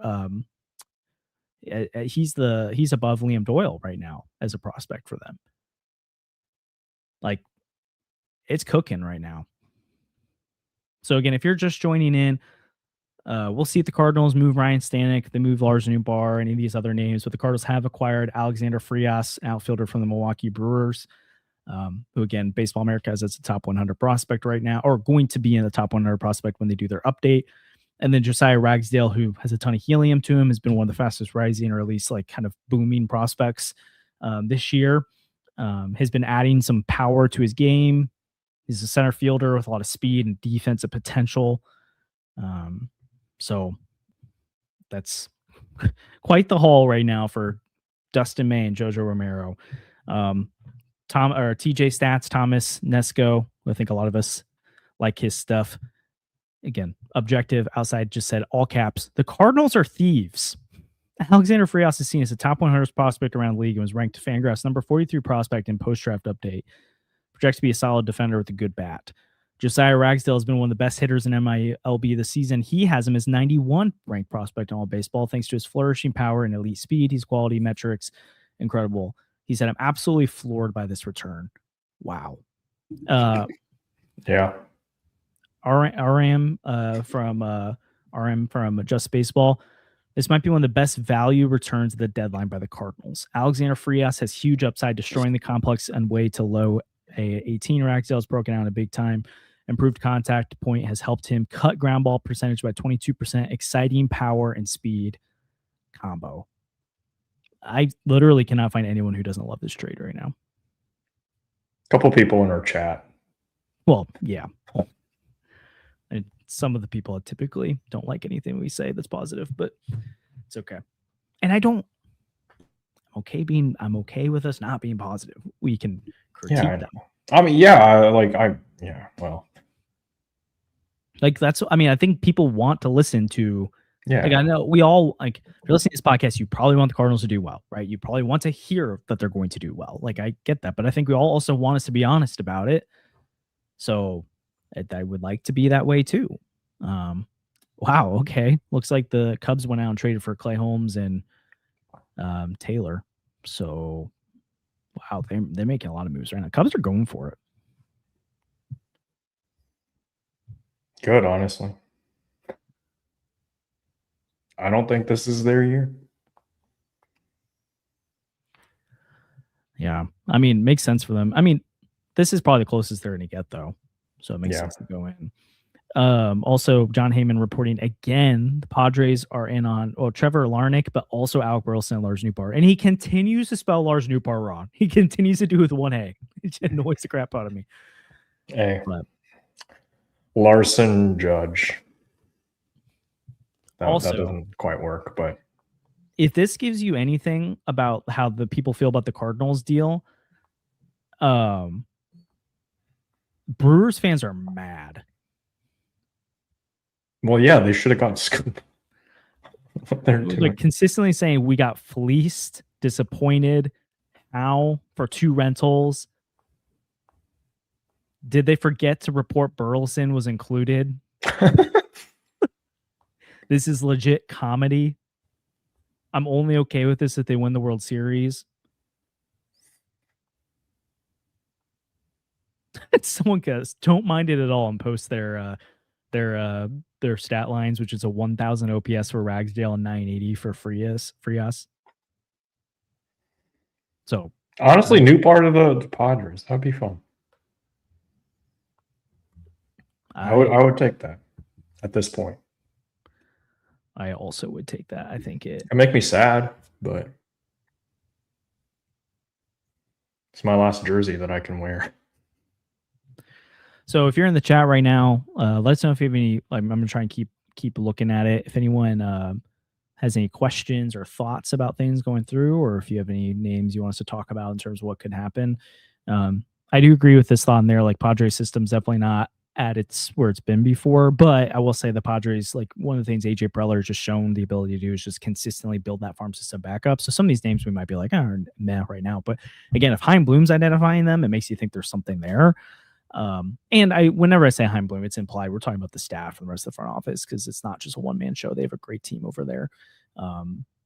But I also am like, well, AJ Preller is a madman, so they might give up some wild stuff to make a deal happen. So I guess, Andrew, what do you think realistically if Pedro Pages was going to be moved? What do you think is a good fit for him? I was thinking the Dodgers, but then they got a backup catcher. They might still need another one, though, because rushing is hurt again. So I don't know. We'll see.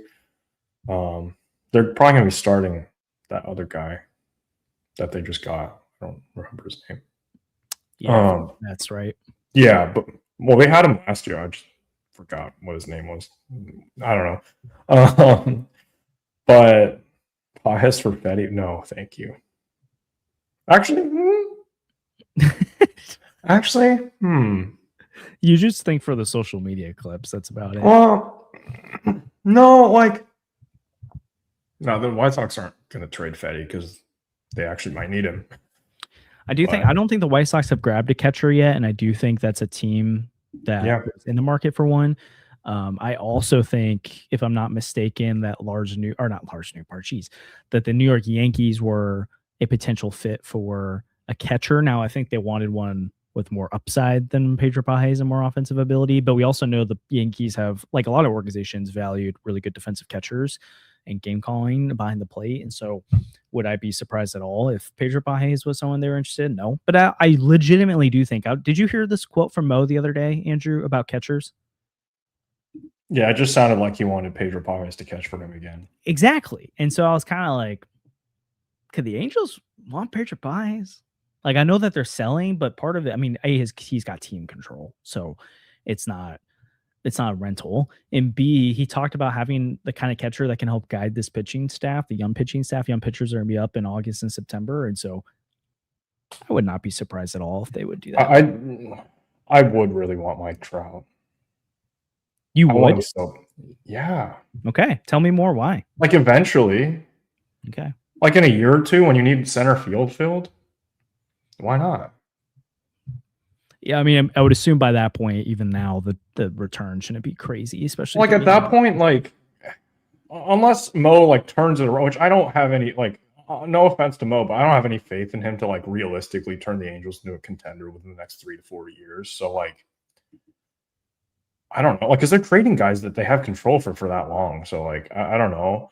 And I know Mike Trout wants to stay there and he wants to win with the Angels or whatever, but like at some point he's got to realize that that's not going to happen, and we're better to go than, you know, I'm sure Mo would tell him how great it is here. And, you know, his, like, he spent, what was it, 11 years with Albert Pujols, and he was in the dugout when Albert Pujols came back to St. Louis and hit a home run and got a standing ovation from the visiting team. It would very much depend on. Yeah, it would depend on if Mike Trout would actually want to come here. But well, yeah, that too. He's got the no trade clause. But I would be okay with it as long as they ate a lot of money and the return wasn't too bad. Yeah, I definitely think it's something that'd be interesting. So, but that's like 2 or 3 years down the road, probably. For sure. That's not a move they'd be making anytime soon. And by then, honestly, too, I mean, might not need a center fielder. Maybe Tai P emerges. Maybe Ragsdale does. Maybe Trevor Condon does. Maybe there's like an elite center fielder available in trade that they'd rather trade for because they have the assets to do it. So one of the things I am excited about with this too is that, for as disappointing as it is to be in a rebuild, there's a lot of organizations that are, and then they're really trying to talk like consistently, just like, man, this sucks all the time. And the Cardinals had a fun first half. They've had the Jordan Walker breakout. They've had JJ Weatherholt be one of the best rookies. They've had a stable rotation so far. They have a farm system that's brimming and just continues to add more young talent to it. I don't know what more I could have wanted, what more anyone could have wanted from year one. And we're only at the deadline, and there's still more time. I'm interested to see what they do with Stanek. Can they find the Noot Bar trade that makes them want to move him? I don't think they would trade Burley, but if they did, I'm guessing it's a massive return. Same with Yvonne. Can they find a suitor for Pedro Pages, which means Leonardo Bernal gets up here even sooner? So I'm going to take a 3-minute break if you're cool with that, but I'll ask you a question that I think will help with the chat a little bit here too. But I guess we talked about this earlier, and so I know your opinion. I'll come back to it too. But what do you think it realistically takes to move Alec Burleson or Lars Nootbaar for the Cardinals to pull off that deal? I know they're very different, but what do you think it would take to move Nootbaar and Burleson for those who have just been joining us? Yeah, for the two, Alec Burleson, Lars Nootbaar, I think there have been a lot of reports that other teams have been interested in acquiring those, specifically the Padres. And I think, you know, if the Padres want something, they tend to get it done no matter what the cost is. Like, they traded their top prospects, Leo DeVries last trade deadline for a reliever. So, you know, I definitely think that it would have to be, you know, like the Cardinals don't have to move either one of them. They definitely don't have to move Burleson. So it would have to be an offer that would make them want to move move them, right? Like it would probably be for Burleson, like at least 2 top 100 prospects, maybe a guy in like the top 50. I don't even know if the Padres have that. So I don't know if they would even be able to make that happen. I have MLB Pipeline pulled open. Okay. Yeah, Ethan Salas, I guess, would have to be part of that package. For Burleson, if the Padres were to do it, he's their only top 100 prospect, top 30 prospect, in fact. But, I definitely think that, like, there are packages out there that would make them want to move it. I don't know if they're going to get it done, but if San Diego's involved, I could definitely see it happening with Preller. I think it's kind of a turning point for the Padres because their core isn't going to get any younger. And if they want to win, I guess this is their shot to win. I do think they should try to replenish their system, but it would have to be a package like Ethan Salas for Alec Burleson. And then for Lars Nootbaar, I don't really know what it would take for them to get him or any other team to get him. Like, it would probably have to be like a similar package to like what they would have gotten for Lars Nootbaar, if he had played really well since coming back from the injury and baked in, like, you don't really lose significant amount of games for the lockout next year. I don't know if any team is going to be willing to pay that for him. I know the Astros were involved for a little bit, but I think they said the asking price was pretty egregious. So I don't know if that's probably not on the table with the Astros anymore, but it's gotta be something like, it's going to be bigger than this. Well, I don't know. I don't know if it's going to be bigger than this Dustin May package because it seems like they did really, really well with it. I don't really know what they're going to get that would be better than that, but it's probably going to be something that's similar, right? Yeah, Athletics. So this would be probably Keith Law grading it. Maybe some of their writers gave the Brewers a C+ and the Cardinals an A- on this. Kind of nice. Feels like the Brewers are always on the other end of those, but I agree. It is interesting where it's like, because of how well they've done this one, it makes me feel like we might be underwhelmed by the Alec Burleson deal or Lars Nootbaar deal if those deals happen, just because it feels like they overachieved so hard here. So maybe they still do really well, but it's like not as like grand slam. It's like a double. So I do agree though, like the Padres' interest in Nootbaar excites me, and Burleson less, because I'm like trying to think through. I've been looking through their farm system, kind of looking through some of the prospects they have, young players they have. I'm kind of trying to figure out who would I want for Alec Burleson that makes sense, unless they just literally unloaded a bunch of people. And at some point, I think when we kind of sell out this deal too, the Cardinals are getting to a spot where they can be picky and try to go after value. And I think that's the move. I guess maybe let's pivot a little bit here, because we've talked about some of these. One thing we have not talked about at all is like, do you do it? Do you go after someone? I don't think we see any buying moves. I think that like they've played themselves out of it. If they were like kind of close, I think it would be possible, but I think they've played themselves out of that kind of stuff. Maybe in the off season, like I was saying, like I think they should be aggressive. To try to add talent, especially because their payroll is so low. I think they might have the lowest active payroll in all of baseball now. I'm not sure. The Cardinals? Yeah. I think they at least have the lowest payroll for players on their own roster, but they're paying out like $40 million to like active payroll, but yeah. Also, Crystal just became a member of the channel, so really appreciate that. Again, you could join our membership and join our private Discord if you become a member by clicking join and entering one of those. Miami and Cleveland still have, I think, lower payrolls overall. But yeah, they're at 89. Wow. Also, man, Chicago's unloading their prospects right now, because they gave up Moises and then they gave up Jefferson Rojas, the number 2 prospect, to go get Clay Holmes and Tyron Taylor. But then obviously Moises was in the Angels trade. So very interesting. I agree with you that the Cardinals shouldn't buy right now, but I'm saying like if they went after a controllable position player or a controllable pitcher that they view more as help, because I don't think if you acquire like a Jackson Holiday, you're doing it because if you were a contender, you could say, oh, it helps us contend this year. But the Cardinals want to be doing it saying like, trying to make the playoffs. It's like, we're trying to find our third baseman for 2028, 2029, 2030. I think he's under cost. I think he's under team control through 2031. So the only way A, it's going to cost a ton. So that scares me. B, the only way that it makes sense is if, and obviously, like they want to do this, so they don't think that the Cardinals can have conviction that Jackson Holiday can be the third baseman of the future. I trust that evaluation. I know Jeff Jones said that he believes there's at least some within the Cardinals organization who move heaven and earth to get not Alec Burleson, get Jackson Holiday. Now, who are those people? And is that going to matter? I don't know.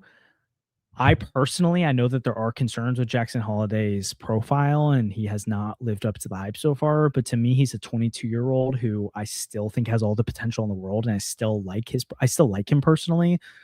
And I think if the Cardinals think they can turn him into who he wants to be, I think you might be a year or two away from seeing the real Jackson Holiday show up. And 2 years from now, he's 24. 4 years from now, he's 26. Right? Like that's where I'm interested in something like that. Where you would, even if you'd be paying a high price for Jackson Holiday, you'd still technically be buying low, right? Like he's not the same peak value he was a couple of years ago if you try to trade for a Jackson Holiday. So I'm intrigued by it. I don't see a starter out there that makes the most sense. Like George Kirby only has 2 years of control left after this, and he would cost a lot. So I'm like, is that the right time to do it? Like a couple of years from now, getting a guy like that might make sense with 2 years of control left. Don't want to read Detmers, if I'm being honest. Marcel Meyer is an interesting buy low to me. If the Red Sox don't have a huge asking price on him, I have far less conviction on him than I do on Jackson Holiday. But whether I know I threw out Jackson Holiday to you, so you're like no to that. But do you think the Cardinals should at least be looking around for a buy for the future type move, or do you think it should just strictly focus on selling guys who don't really get in that market? I mean, they are buying for the future, right? Like every move they're making is for the future. I mean, like, so like if they get a major league ready, if they get a major league ready player, I'm totally okay with it, right? Like it would just have to be like you can't give up your like if they got a guy like that back for Lars Nootbaar, then sure, I'm totally okay with that. But I'm not going to trade like Joshua Baez or anybody like that for guys that are like unless the asking price is just so low that you can't not do it in some of these cases. Like I just don't think that it would be smart to really go out and explore that kind of stuff. Like they should get creative with the guys that they have, like they did. Like they got creative trading in division with Dustin May. They packaged him and JoJo, but I don't really want I don't really want them to get creative in a sense where like, oh well, we just traded Joshua Baez for this package. Unless, well, yeah, I just don't know if that's the best idea at this point, especially for a guy who's already like Jackson Holiday has already lost a year of control, right? A year or two of control. So like you're not getting him for the full 6 years. And who knows what the CBA, how that's even going to play out. But I definitely think that, you should play it safe with your prospects at this deadline for sure. Yeah, I'm definitely open to looking at it, and partially because I am just a big Jackson Holiday fan, but I also don't think you have to make that kind of move. So we'll see what happens. According to JJ Cooper on Baseball America right now, they're ranking the prospects that have moved to the deadline. Again, we just talked about how Frias, if you're just joining, because I saw someone say, what did they get for Dustin May and JoJo Romero? For Dustin May and JoJo Romero, they got outfielders Alexander Frias and Josiah Ragsdale. Frias, Baseball America is going to have on their top 100 when they update it here soon. And then Josiah Ragsdale has a ton of helium. According to JJ Cooper, of the 57 prospects traded at the deadline so far, Frias ranks 5th, which is crazy. And Ragsdale ranks 11th. So they have the 5th and 11th best guys moved for JoJo and Dustin May, which I thought maybe you get the 11th best guy for Dustin May. Maybe, probably not. Probably more in the 20s. Yeah, that's kind of wild to me. Just got to keep saying it. So definitely a lot of people very surprised by this right now. And then if you go look at the, oh my gosh, the Springfield Cardinals right now, Ragsdale, Reniel, Jesus Baez, Wanbin Cho, Ortiz, Ty Pete, and then the rotation, you've got Doyle, Jerpy, Lynn, Franklin, like, oof. It's wild, man. I don't think we've seen any Ryan Stanek rumors. I would assume if Ryan Stanek's going to get traded, no, what a pivot. If Ryan Stanek gets traded, it's probably one of those things that happens in the last few minutes. It's kind of like how the Phil Maton deal went down and all that. But the only thing I've seen on Lars lately, I know we've seen Houston's attached to him. We've seen Philly's attached to him. We've seen New York attached to him. But Philly and New York, I don't know how serious they are anymore with the moves they've already made. Houston maybe still wants to. Has Houston acquired a bat yet? I don't know. It's been so hard. There have been a lot of trades. It's been hard to keep track of all of them, but I don't think they've acquired a guy that's like big name. Would Stanek generate a rumor? I don't think so. Question. It would be a funny Jeff Passan tweet to just be like, hearing that the whole league wants Ryan Stanek. I don't know. Which I'm higher on Ryan Stanek than a lot of other people, but it's fine. They got Varsho from the Blue Jays. Oh yeah. So guessing they don't want Lars anymore. So really, Lars might just be a Padres thing at this point if a deal goes down. I haven't heard anything on Riley O'Brien. Don't really know. Neither have I. Yeah. Has Seattle traded for one of their bullpen arms yet? Because I know that they were heavily linked to trying to find a bullpen arm. So maybe a reunion with Riley O'Brien could be on the table. Yeah, I think the Dodgers were also a good option for Riley O'Brien, but at this point, why do they need bullpen arms when they can just put their starters in the bullpen? Yeah. Also, I don't really see Lars to the Yankees at this point after the Luis Garcia trade, and I think they've maybe even added another bat potentially. I think they added Elliot Ramos just a few minutes ago. Okay, so yeah, that he's a righty. I don't know. So I don't know, maybe. And then I'm sure teams want Riley. Like I'm sure that's not like, oh, no one has called on him and no one's interested. I just don't know if the price matches up. So I think if he had been like, if Riley had not had his month and a half hiccup, then we'd probably be slamming the table right now saying you have to trade Riley O'Brien right now. He's been better lately, but my guess is his value is kind of wacky to figure out, and I'm not opposed to them holding on to him. So we'll just see if the right deal comes to play. And then Lars, it just seems like the market didn't go toward him. And then Burley and Yvonne still seem pretty likely, but I also want them to trade Paez. There's too many catchers. Like, get something for him. Like, I feel like this is the one time you might get something interesting for Paez. Which it really just feels like New York and the Angels, because the White Sox just got their guy. Boston obviously got their guy. Tampa got their guy. I'm trying to think if there's another team out there that was wanting a catcher. I don't know. So there is a chance this is the only deal that goes down. But if it's the only deal that goes down, fair enough. Yeah. So honestly, I wouldn't even care if they're like, we didn't even have time to think about the other ones because we're trying to convince Milwaukee to do this. Like, I want to know who brought, like, did they bring up Frias and Ragsdale, or did Heim go, also, this is a negotiation, right? Like, I'm guessing the Cardinals asked for more at one point. So, like, how on earth did they get to a negotiation part where they're like, yeah, we're going to trade you Alexander Frias and Josiah Ragsdale to get this done? I don't know. Why did they just go trade for Kevin Gossman at that point? Maybe Dustin May just has more value. Who knows? It feels like the way I'm talking about it. I'm trying to rag on Dustin May. I'm not. He was top 15 in FIP. Outside of those few blow-up starts, has been really good. His velocity's back. And also, I mean, the Brewers know how to unlock guys even more, so they might even think there's more there. And then JoJo, I do think, is a weapon in the postseason. So, well, they need their Shohei neutralizer, I guess. Yeah, for sure. Against him. Shohei, Muncy, Cal Tucker.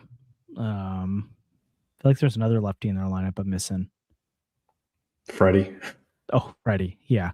So they've got an arm to go after some of those guys. I like it for them. And I wonder what they do with Dustin, because obviously I mean, I think he's in their playoff rotation. Yeah. I think he'll be like third or fourth, maybe. Because definitely Miz and Kyle Harrison obviously go before him. But is Kyle Harrison back from the IL yet? I don't know if he is. I don't know. No, he's not. But, if he's back, Kyle Harrison's probably ahead of him. Logan Henderson's been good. Really good, actually. Shane Droham. So they've got arms. And then JoJo joins DL Hall and Ashby, which honestly is really good if you're trying to go after Milwaukee or going after LA, because if your starters are going 5 innings, 6 max probably, then you've got 3 innings to cover after that. And assuming you're going to see Shohei twice potentially, or Kyle Tucker twice, or things like that. So I think it's fine. It's a good idea to get a third guy in there. Yeah. Ryan Stanek. Hey, at least something happened this deadline stream. Last 2 times we were waiting on Sean Armstrong and yeah. The Sean Armstrong return was quite funny, unfortunately. Okay, well, speaking of, do you think Nolan Gorman could be traded in the next hour? Next 50 Why not? minutes? I have the graphic made already and everything. Then why not? Do you think if Gorm is not traded, do you think he gets back to St. Louis here soon? Do they just send Blaze Jordan back and there's work on your defense, even though his defense has been fine? I think Brian Torres potentially, or yeah, Blaze Jordan has not been swinging a great bat either.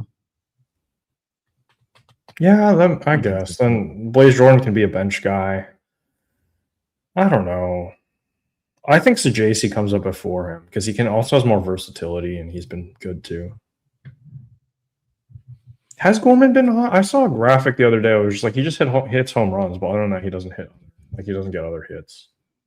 Oh, yeah. I'm not trying to act like he's been good, but he has been, the power stroke's been coming back and his approach looks better. So I think if they were interested. Okay, the last 7 games thing is a major league thing, right? On MILB.com. Because there's no way he's been hitting 050 over the last 7 games. No, he hasn't. Yeah. So. Oh, looks like we're about to get Sandman back. Yeah. A little boost of energy. I'll take my spot for a second. I need some of Mo's water. I need to carry it for a little bit. Oh. But yeah, I mean, someone was like, why would you trade for Gorm? There's definitely, from the reporting out there, the Cardinals are, first of all, Gorm's already arbitration eligible, so he's hitting his 2nd year of arbitration next year. Highly doubt the Cardinals are going to pay him that. He's probably non-tender. Yes, he's probably non-tender candidate like Dylan Carlson was going to be. So I think if they could find any value, they would take it. And there's teams out there. I think they're trying to find a team out there that thinks they could potentially rebuild Gorm. Which, again, you'd be talking about a lottery ticket. Probably kind of like Jack Martinez on Nolan Arenado trade, where Martinez, where it's not kind of a no name, and the Cardinals are like, we'll see, probably won't work out, but we'll see. And then the other team, basically, instead of having to fight to sign him in the offseason for other teams that would want to rebuild him, just get the rights to him. And they would probably likely non-tender him too. CB taking a flyer, kind of like Dylan Carlson, because he got DFA'd by the Rays that offseason and non-tendered. So, yeah. So we're about to get, here we go. The return, Sandman. Bro, you jumped off right before we got the real return. Yo, crazy. Go off, man. Tell us more what you think, because I just been like, this is insane. I did not think there was any shot they got that much for Dustin May and JoJo. It's pretty unbelievable. And I know it's so hard to evaluate something like this in the moment. And, there's flawed methodologies out there like BTV trade values or whatever you want to look at. But whatever you're looking at right now, it certainly feels like this is a fantastic return for a rental starter and a reliever who is trending the wrong direction. Now, for over a year, he's been trending the wrong way and is injured right now. And I know it's not an arm injury, appendicitis, but still, like, this guy hasn't seen game action in a couple of weeks. I didn't know if the Cardinals would trade him at all. I kind of thought there wasn't going to be much motion there. So this is pretty crazy. And I'm sure the Brewers, I'm sure their pitching lab will work wonders with Dustin May and Jojo Romero, and I'm sure they'll pitch really well. I guarantee Dustin May has better numbers from here to the end of the season. And part of that, I think, is getting healthy, right? I think that comebacker kind of screwed up something for Dustin May. He had a lot of momentum. He'd been pitching really, really well. And that was super disruptive, just that whole thing. And there were a couple of weird starts after that. He was on this pitch count too. So I'm sure that some of that played into what was going on with Dustin May for the last few weeks. And then we saw him make a great start the other night. And I do think he's healthy, effective, and ready to go. And his numbers with the Brewers won't be marred by his terrible start with the Cardinals. And then, like I said, that little rocky stretch. So I'm sure he pitches really well. And I'm sure they figure something out with Jojo Romero. Obviously, he's got kind of a fun build coming from the left side. He does some funky things that I think hitters don't see very often, which has always let him pitch better than the expected metrics show. And I'm sure the Brewers will get the very, very most out of that. And I bet he pitches great. But who cares, right? They were under club control for another 2 months. The Cardinals were going to get maybe 10 starts out of Dustin May, and they were going to get maybe 15 innings out of Jojo Romero. And they have turned that into one of the most exciting young prospects in the league right now, quite frankly, in Alexander Frias. And I don't know who you're looking at. I don't know what evaluators you prefer. Someone that I see a lot on Twitter that I kind of like is Ross Jensen. And he is super high on Frias. He's got him ranked 36 in his top 100 that he just debuted today. And yeah, there are going to be people out there that are lower on Frias. He's very, very young. So Ross is a guy that likes to plant his flag early on young players. And he's planted his flag on Frias. He's all in. But Fangraphs has planted their flag on this guy too, and they've got him ranked 42nd on their new top 100. And you can argue with whatever, but even if you go over to Pipeline, which is more conservative on both of these guys, they've got them ranked in the top half of the Brewers' top 30, which is crazy because the Brewers have arguably the best farm system in all of baseball. I think it's right up there with LA. I think it might be better. I probably would rank it above LA. So to get two of those guys is crazy. And then Ragsdale is also appearing on top 100 lists all over the place. Ross Jensen had him number 100 on his list. Thomas Nestico just debuted his newest list and had him 91st. So this is a crazy deal. Ragsdale is super exciting. He's a very toolsy player who this year has unlocked crazy power. He's been mashing at AA. He's still only 22 years old. So it's not like we're talking about a guy that's figuring it out at 24 at AA where you're like, oh, well, maybe he's just old and mature for the level.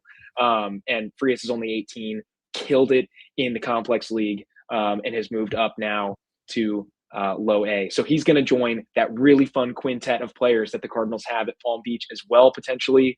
That'll leave 6 teenage players at Palm Beach, all with tremendous upside, which is something that I don't think the Cardinals have done maybe ever, definitely not in my lifetime, and definitely not in the time I've been a fan of the Cardinals. They've never had this kind of talent accumulation. So this is crazy stuff. Wow. The Giants are getting Marcelo Mayer for reliever Eric Miller. So interesting. How good has Miller been this year? I haven't looked. I don't know. I don't even. As you're checking on that, I want to say, I remember, I should go find the screenshots of it. I think we were talking about some potential trade values. And I think I remember saying, like, there's no shot Lars Nootbaar was going to get a prospect because I was like, there's no shot they're getting anyone that even comes close to the top 100, blah, blah, blah. And I say that because I value Dustin May even less than Lars Nootbaar. Yeah. And so if you had told me the Cardinals were going to get 2 guys that, depending who you ask, are top 100 prospects, I would have laughed. I would have just been like, that is insane. There's no shot.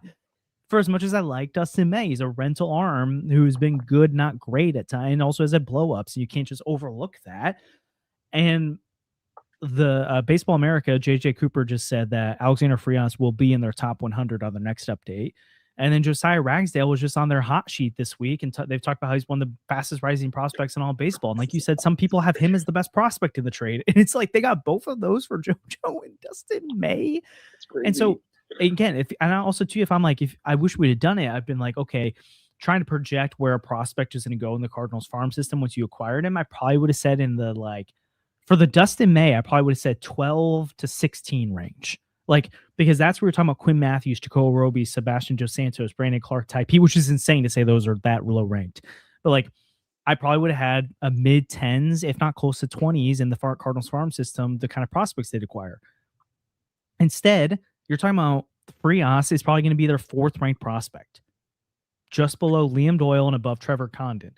And then I don't know where Ragsdale fits in, but probably close to the top 10.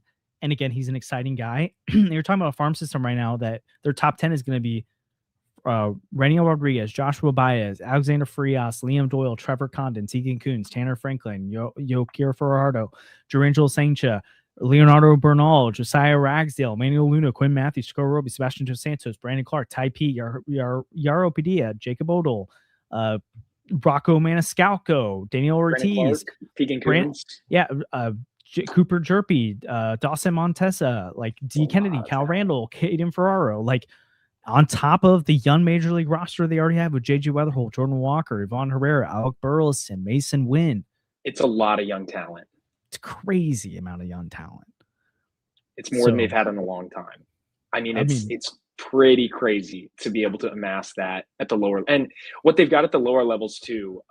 I don't know. This is, again, I'm probably not the best person to tell you about the talent accumulation in the Dominican Summer League and in the Florida Complex League, but it certainly feels like they've figured something out on the international side developmentally, when you've got guys like Miguel Hernandez already popping off at Palm Beach, and, you know, Christopher LeBron getting a shot there. What Sebastian Dos Santos has done this year, it's pretty wild, the talent that the Cardinals are accumulating right now. Yeah. So, I mean, talking about all the talent they've acquired so far, you're talking about having, which is not a badge of honor to say, but like the reality of they've got no payroll committed right now. Like, it's nice.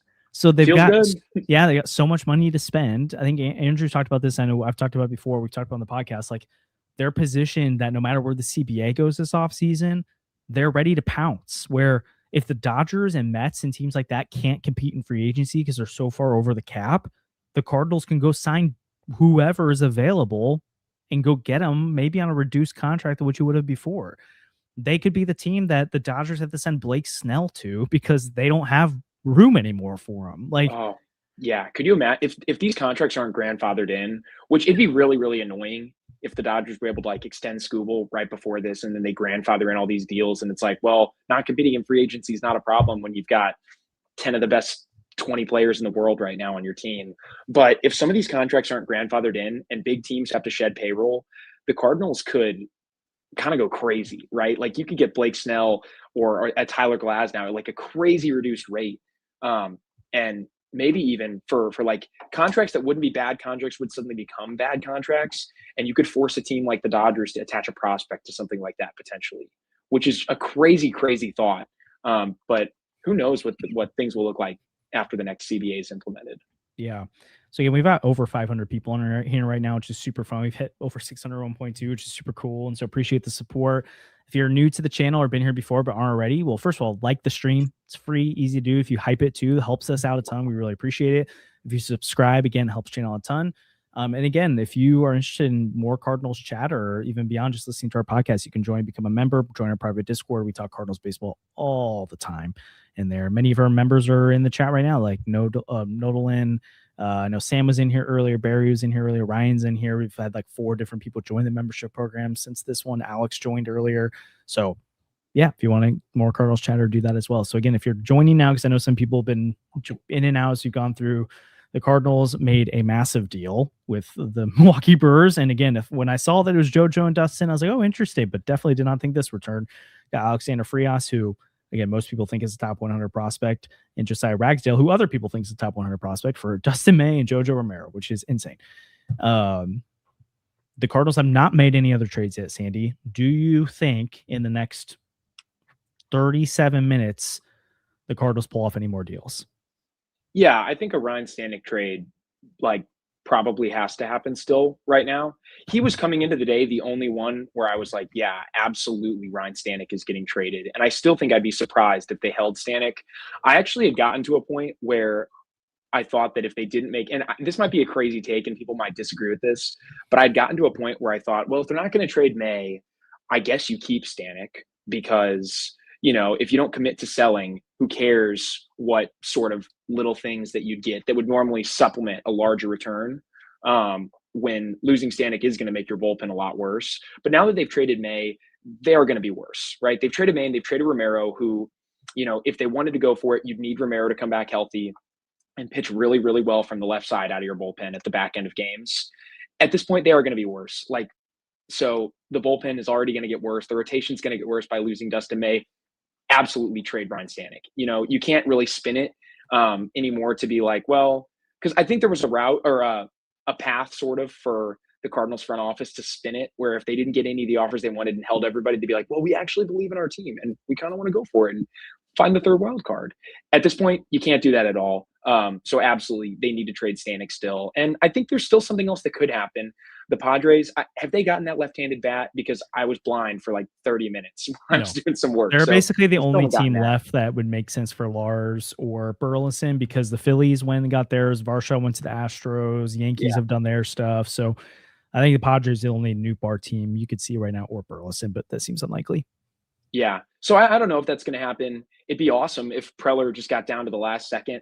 I mean, I think the Padres are in such a weird spot right now where I could absolutely see Preller just swinging, who knows? And if you're the Padres, your window sort of could close at any point here with some of these really bad contracts on the books. Like maybe Preller figures, I've got a shot to make the playoffs this year still. I've still got Miller and could trade him this offseason without losing a ton of value. So he's still got plenty of control, and maybe you just go for it here. And he swings big, but at this point, I don't really know. Do you think the Yankees are a fit for one of our catchers? Yeah, I do. I mean, I definitely think Ivan Herrera, but I just don't know if Cardinals don't want to trade him, and they're only going to trade him if they get the insane offer. So the Yankees going to give him the Kilby plus multiple awesome arms? Probably not. Pedro Pages, yes, but like he's kind of what they already have. So I don't know how much they value him, but yeah, the Yankees are really the only team I think could maybe swing a move for Ivan or Pedro Pages.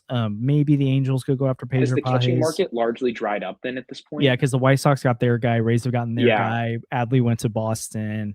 Those were some of the major teams looking at catchers. Could the Rangers still be looking for a Pedro Pages after optioning Ohapi? Probably not, unless it's nothing. Also, I do think so. Dustin, they were weighing against the qualifying offer. So do they make a move? I don't know. We'll see. Or sorry, my brain was going two different directions. Dustin May, they were weighing against qualifying offer. They obviously got way more than they thought they could get from the qualifying offer, so they made that deal. Ryan Stanek, I don't think it's like if they at this point, it's an A deadline. If they don't make any other moves, I'm not critiquing it. Like this is far more than I could have expected. It's hard for us to know because we don't know what the Ryan Stanek offers are. If they really are literally getting like nothing, because there honestly might not be offers. Like, I don't think it's horrible to hold, because one of the things they've talked about, and again, they should not go this direction over prospect value, but if they value, like if they look at what the offers are and it's like they don't care about it, then I don't care. But Ryan Stanek is a guy that they valued in the clubhouse. They do have a really young team. They're going to have even more young arms coming up. It might be helpful to have him around, especially if you're not. It'd be different if it's like you're holding on to a veteran who has a ton of value because of the veteran leadership. But if they just don't see much value coming out of him, then I'm not against the idea of holding him. And then someone already mentioned this. I could see both, whether he's traded or not, and also Dustin May, either of these guys being guys they try to bring back this offseason. Yeah. They've really liked Dustin May and they've really liked Ryan Stanek. And I could easily see a world where either of those guys are signed again, whether it's to one-year deals again, multi-year deals. The nice thing for Dustin May, and I really love this for him, is that A, he's going to a World Series contender, and B, he no longer can have the qualifying offer attached to him.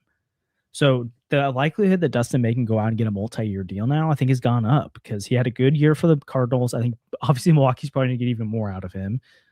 And now you're not also giving up a draft pick and multi-year contract to Dustin May. So that probably makes him more attractive in free agency. So this is probably the best possible scenario for all sides, for the Cardinals and for him. The Cardinals, they got an insane return.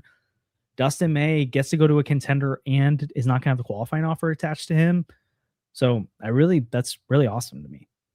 Yeah, and I'm sure Dustin May is very happy right now, especially because of the qualifying offer stuff, just not having to have that attached to him at this point. Because you kind of felt bad for him. Where I don't know, maybe the Cardinals wouldn't have extended that because I think he probably would have accepted it. But that was still going to be a bummer for a guy who has dealt with injuries his whole career and has been so up and down. Finally, he proves he's healthy and he pitches for most of last season and is the worst he's ever been, right? So the Cardinals get him. They're able to rebuild him, turn him into at least a version of what he used to be.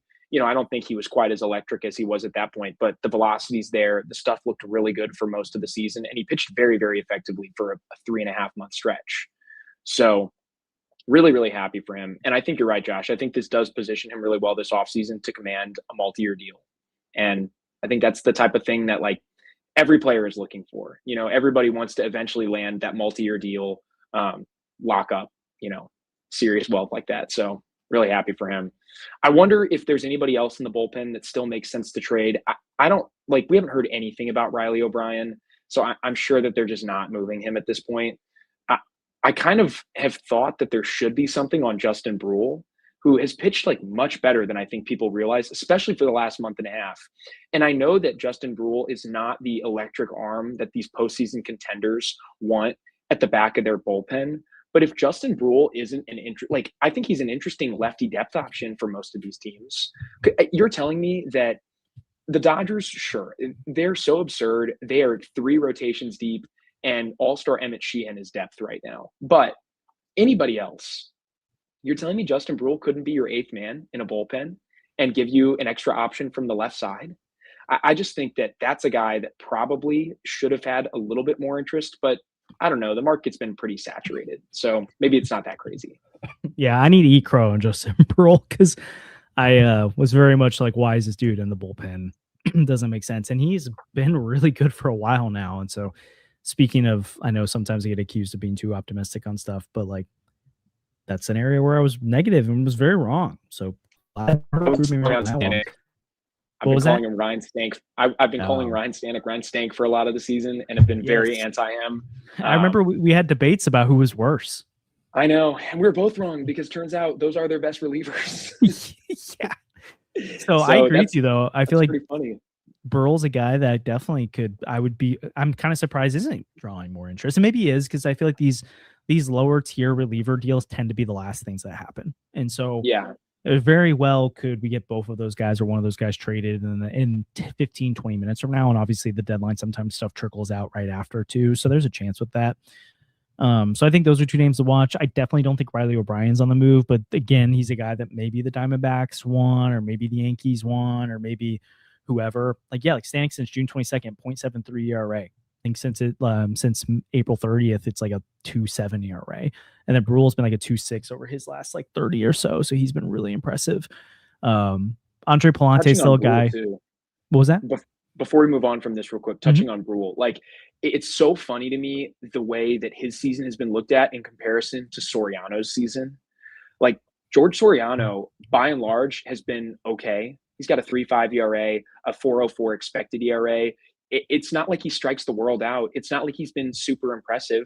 The only thing he's doing at all is like sort of limiting walks. He's been just fine. He gets like okay results. He suppresses contact pretty well.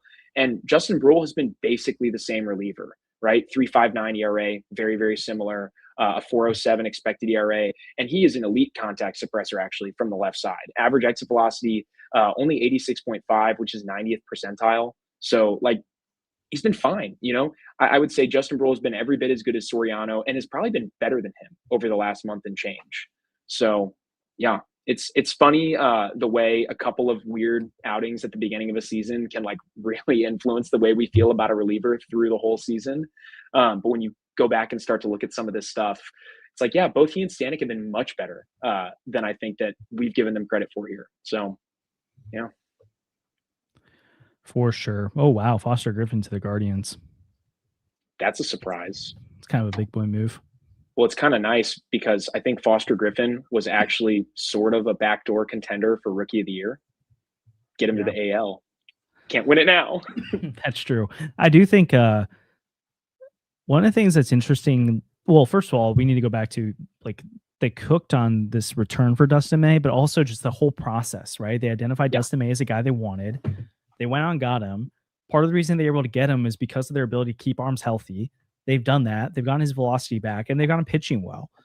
And so, and they targeted the kind of arm that a Red Sox will trade James Tibbs the third for when he's not playing well. And the Brewers just traded 2 top 100-ish prospects for. Like, crazy. That's also good process too, to take the risk on something like that, because like I think Andrew said earlier too, like there's a world where you sign Dustin May and he blows his UCL out, or he has a crazy injury again, and it's like, well, that sucks. Like, remember his second start of the year against the Tigers and he got nailed by the comebacker, and I was like, great. He's already hurt, and he wasn't. Yeah. And it's been up and down at times, but overall has been really effective. Like, that's good process on their part. And like Ryan Stanek, you signed him for, what was it, 3 million, 3.5 million. Like, it's you're playing, you're shopping in the bargain bin. Who knows if those deals are going to work out, right? Like, you kind of see what happens.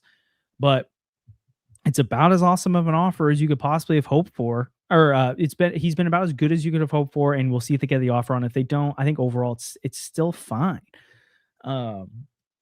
And then again, the offseason trades, one of the things I remember we talked about was like, will they be willing to eat money in these contracts to get the right guys back? Like, some of the things that on the outside we used to critique, we'd be like, oh man, the Cardinals could do this, and they never would. And then we always kind of hold out hope. Well, it's like, I mean, they got creative, and they never did.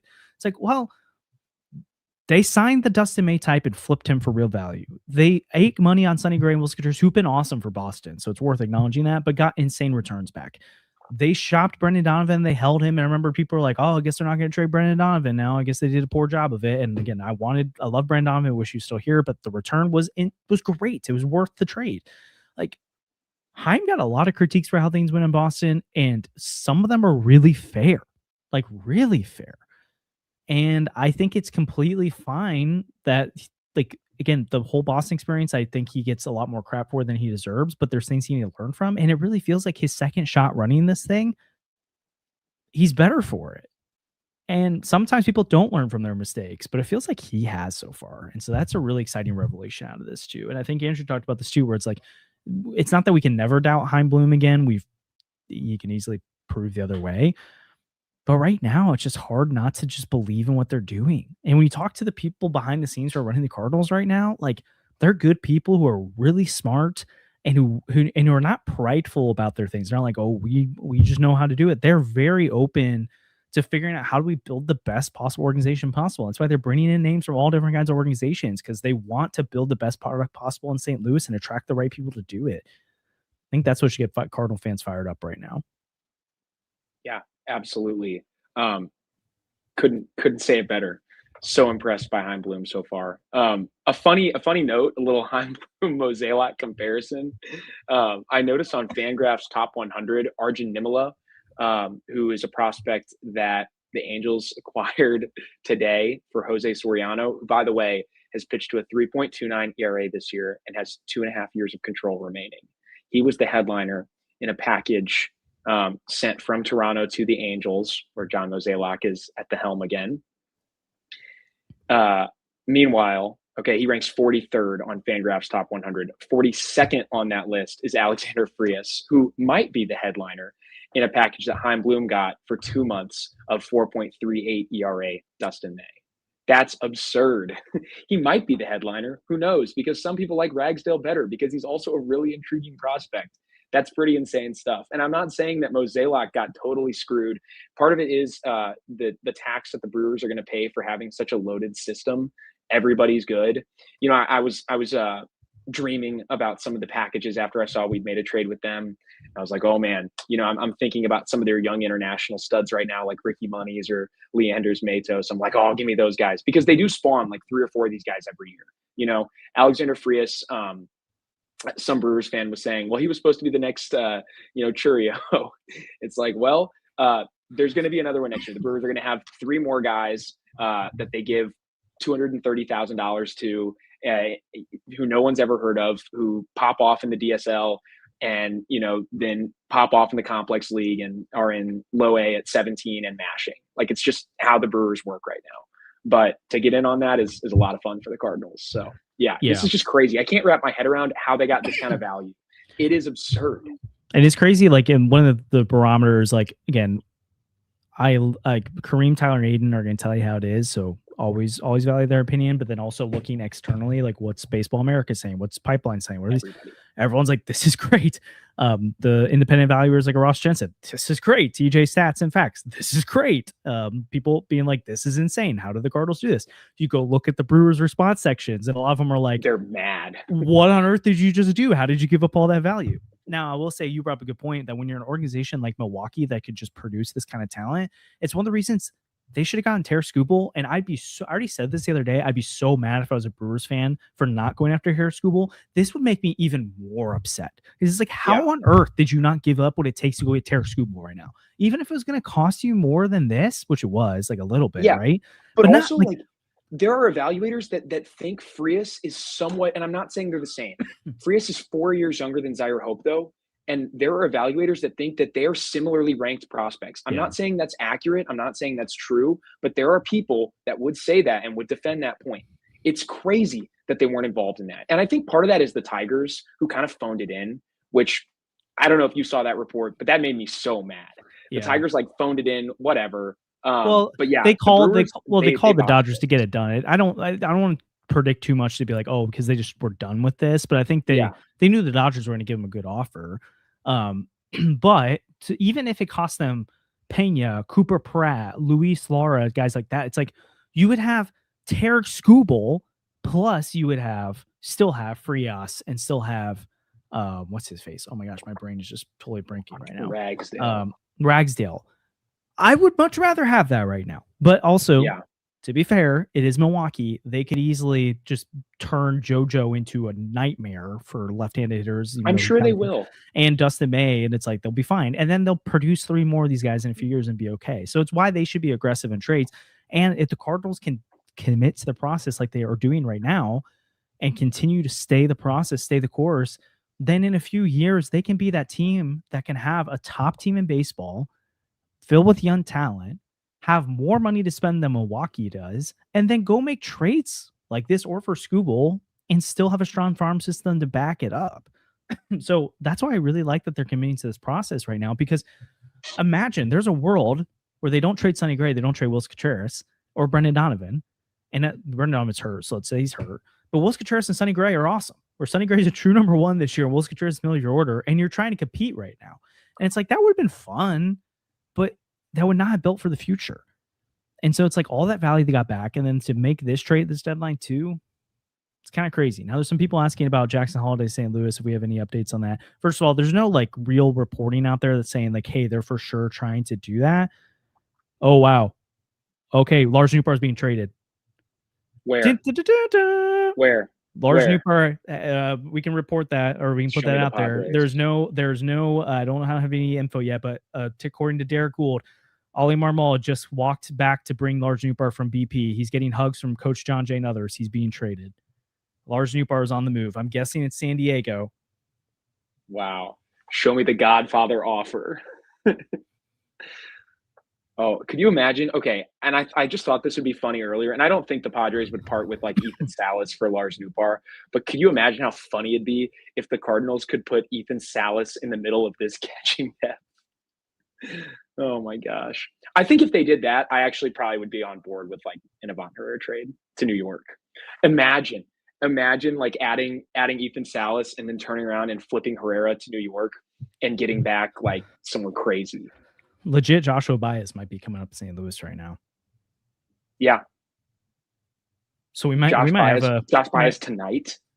I don't know if he'll get there by tonight, but we might have a pod episode or a Joshua Baez reaction video later, trying to get the return and trying to get the team too. My guess is it's San Diego. Everyone else feels like wasn't going to happen anymore. Wow. But there's nothing. Someone said Rengifo. No, that wouldn't make sense. If anyone's also, just to do us a solid, please don't put like fake trades in here. Like if like say like news, like if you want to give us real tidbits you found, put news and let us know what you've seen, because we're trying to find it on Twitter and stuff too. But it does appear Lars Nootbaar has been traded. Andrew, would you mind throwing up the stream and like a new link to that, and then we can retweet it and stuff so people I'm join doing in. that. I got it. Oh, thank you. While we're waiting for this return, I just wanted to jump in and glaze Heimblum a little more. If that's cool with you guys. Yeah, go for it. This feels like something I'd like to do right now. If you were following Heimblum's tenure in Boston, it just felt like he hit on everything. Not outside, like not big league acquisitions, you know, but on the prospect and player development side, Boston's international scouting department was pretty elite at that point. And no matter where you were looking, any top 100 or top 200 prospect list was just littered with Boston Red Sox.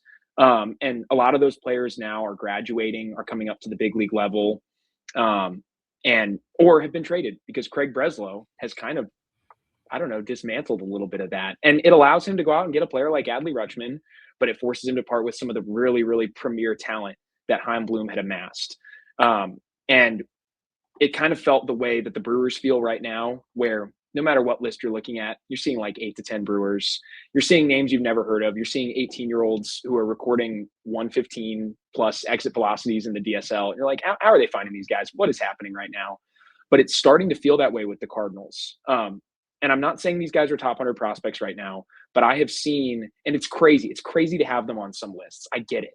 But I have seen guys that like to plant their flags early, plant their flags on Emmanuel Luna, Sebastian Dos Santos. Miguel Hernandez popped up on a list I looked at today. Yairo Padilla. It is crazy, sort of just the depth you're seeing and the Cardinals' ability right now to mine international talent. And a lot of these guys are not, like Luna was a top prospect in his class, but he wasn't a top 5 prospect in his class. You know, it's not like the Padres, who for whatever reason, a bunch of years in a row just landed the number 1 international prospect. It's the Cardinals like nailing it, absolutely killing it. It's very exciting. And some of these guys like Reinel Rodriguez are getting, you know, $400,000 bonuses. So it's nuts. The Heimblum glazing couldn't be doing enough right now. Everyone needs to be glazing Heimblum, and I absolutely can't wait to see what he just got back from San Diego. Do we know for sure it's San Diego yet? It's got to be, right? Maybe it's not. And yeah, Newt News. I'm trying to figure out if I can get info on it. I know Gould said that. I don't know if I can find a team or not, so I'll try and figure that out.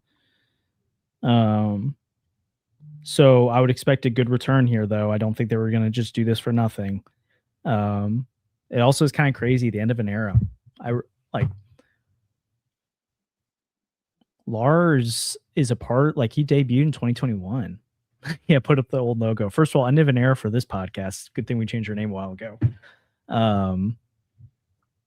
But also too, like he was a guy who could have been legit at one point. Like Andrew Hoffman just said, he's been here since the Newt News days. That's kind of crazy. It's been an honor. Throw that logo up one more time, just for old time's sake. It's the last Newt News we'll give you for a while. There could be more Newt News in the future, but it doesn't seem. What if he got traded to the Yankees and he's giving out hugs because he's about to go? He definitely could have. Whoa, I'm echoing someone again. I think it's yours, Andrew. So you might need to put those AirPods back in. Yeah, should we do a moment of silence for Lars Nootbaar? Yeah, right. I think we should. For like 10 seconds. Lars, we'll miss you. All right, moment of silence over. Lars Nootbaar was a really good Cardinal, though. And it's going to be really interesting in a few years to see how the Lars Nootbaar era is remembered. Because as much as I think he's very beloved by a large portion of the fan base, I think there are people, he did have his haters in St. Louis. Yep. There are plenty of people that constantly complained that Lars Nootbaar was a 4th outfielder. That actually was one thing I tweeted in like 2021 about how Lars Nootbaar was a 4th outfielder. And I regret saying that because he's actually totally a starter and is a very, very, very good player. But there are plenty of people that believe he was a 4th outfielder, that believe Lars Nootbaar was not a regular, especially not in a contending lineup. Plenty of people complained about him, but he gave the Cardinals some really, really good years. And the flashes of the player we saw in 2022 were legitimately a 5-win player. Like Lars Nootbaar, what we saw from him early in his career, between his ability to control the strike zone, I mean, he had some of the best plate discipline of anyone in all of baseball. I mentioned it earlier, but 2024 Lars Nootbaar, 100% or 100th percentile chase rate at just 17%. He also had a 98th walk rate at 12.8%, which is just elite. He was also pairing that with the ability to really barrel up the ball. He had a hard hit rate of 49.5%, which ranked in the 91st percentile, and that led to a total offensive package that ranked in the 90th percentile in terms of xWOBA. So a really, really good player who also played great defense. I truly believe he's a Gold Glove caliber right fielder.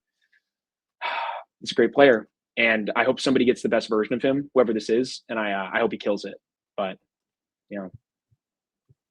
yeah, I'd say it's been a disappointing end. Oh, it sounds like it's the D-backs. That's crazy. Which, I mean, go play with Nolan Arenado. Pair him. Imagine if he was paired with one of those relievers. I feel like the D-backs are looking for bullpen help. Now, John Heyman was reporting that the Padres, like even at the time, were pushing hard for Burleson, Nootbaar, and Trevor Larnach. So I'm gonna guess that there's no trade with Burleson there, but keep an eye on that still. But yeah, Diamondbacks get Lars Nootbaar. There's a part of me that's pretty it's sad that it ended like this, because I really do think he's a guy that had all the potential in the world. He's shown it at different times. I'm sorry, I'm trying to find the report here, because people are saying that it's out there from Alden Gonzalez and Jeff Passan, but I don't see it yet. But it sounds like Arizona. So Newton's down in Arizona. But I think people really underrate what Lars Nootbaar was for a little while there. Injuries always got the best of him, which is really unfortunate. But he's a career 109 WRC plus. In 2022, his first fullish season at the Cardinals, a 123 WRC plus, 2.6 F4 in 108 games. He's worth 3.1 F4 in 117 games in 2023 with a 118 WRC plus, 114 in 2024. Again, like you said, the StatCast darling, a really good player. And again, you just never stay on the field long enough. The Cardinals also downturned during that, so I think we maybe have a higher view of Lars Nootbaar if he was playing in legitimate games beyond 2022. And he was just a fun personality to have. And we'll never forget 2023 WBC, where him and Ohtani are just best friends, and he's playing for Team Japan and all that. I really hope the best for him. I hope his best days are ahead. I really hope that he didn't peak as a second year player, but he's a guy that does damage for the Diamondbacks. And I like that Corbin Carroll is on that team. They've got some interesting pieces. Ketel Marte, he's going to be an upgrade for that lineup. And happy for Lars that he gets to be part of a contending team, but I'm sad how it ended here. Yeah, absolutely. Taking a quick look at Arizona's farm system, according to a lot of outlets, it's one of the worst in baseball. So it's going to be interesting to see how they make something like this work. I wonder if the Cardinals are taking a look at a younger, controllable player on their big league roster, like a Brandon Pfaadt, maybe a buy low on somebody like him. I think that's maybe a name to watch. I don't know if they'd be trading him for Lars Nootbaar, but he's really struggled this year, although he pitched pretty well against the Cardinals, I believe, pretty recently. So I don't know. I think that's something to maybe keep an eye on. He's somebody that I guess he's been all right this year. He was worse last year for sure. But yeah, he's somebody that was a super highly touted prospect at one point. I think he had almost 200 strikeouts in a minor league season, which is crazy. Yeah. Again, if you're just joining in, we're almost up to 700 people on the stream right now, which is super fun. So like and subscribe, helps the channel a ton. If you're the first time here, we go live multiple times a week over here on the YouTube channel. We're always live for big events like the draft and the deadline. We're going to have a member of the Cardinals front office on here in a couple of weeks to talk about some significant stuff, which will be really awesome. Actually, 2 members of the Cardinals front office here soon. I forgot about the other one. Always have player interviews, different people in the industry. It's super fun. I'm over at MLB.com. If you don't know my writing already, Josh Jacobs, Sandy and Andrew started this podcast 2023. It's been rolling for a while. It's been super fun. And we used to be called Newt News. So that's part of the fun of the Nootbaar being traded. I am very intrigued to see what this return is, because I don't think the Cardinals were going to trade for him unless they got a really good offer, because they have this control. So to me, it assumes that this is going to be a good return, but there's no guarantee of that. So let's keep our eyes out for what happens there. Again, if you're in the chat right now, if you've got the for sure news, if you can put news, who reported it, and the package, that'd be really helpful, so we know you're not just predicting what you think it is or what you hope it is. Andrew, what are your thoughts, man? Lars Nootbaar, end of an era.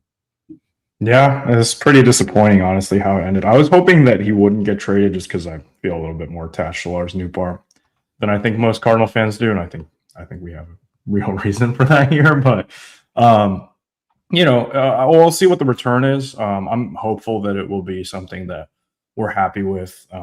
But I think that we will end up being happy with the return, even if it is a little underwhelming. I'm sure it will pan out eventually, and be something that, well, hopefully it is something similar to what we got back for Dustin May. I'm not sure it will be, quite as exciting, but I would assume, do the Diamondbacks have a top 100 prospect? They have two, Cunningham, and hold up, Crisantes. Okay, so maybe you get one of those guys back, maybe the lower of the two. But yeah, I mean, I think that was the kind of offer that it would take to get Lars Nootbaar traded. So hopefully that is what the Cardinals end up getting, and we're excited about the potential return. Maybe Joshua Baez will come up tomorrow too. We'll see. Could be insane. If you're just joining the podcast, yes, Lars Nootbaar has been traded, and then earlier in the day, to the Diamondbacks. We don't know the return yet, but we'll let you know when we do. Alex Frias, or the Cardinals, traded both Dustin May and Jojo Romero to the Milwaukee Brewers for two guys who are both potentially regarded as top 100 prospects in baseball, which is insane, and Alexander Frias and Josiah Ragsdale. So we will make sure to let you know that. Also, corresponding move we will see soon, but Joshua Baez is already in the 40-man roster, so there is a chance that Joshua Baez debuts in New York. I would not be surprised, though, if they go to Thomas Ajacci here, and then they wait to do Joshua Baez toward the end of August because of service time. Also, he's just started to heat up again after a stretch where he was really, and again, if you just joined us, we've been very high on what the Cardinals have done so far. So we are not afraid to be extremely positive, and we're also not afraid to be fair. Joshua Baez has real holes in his swing right now.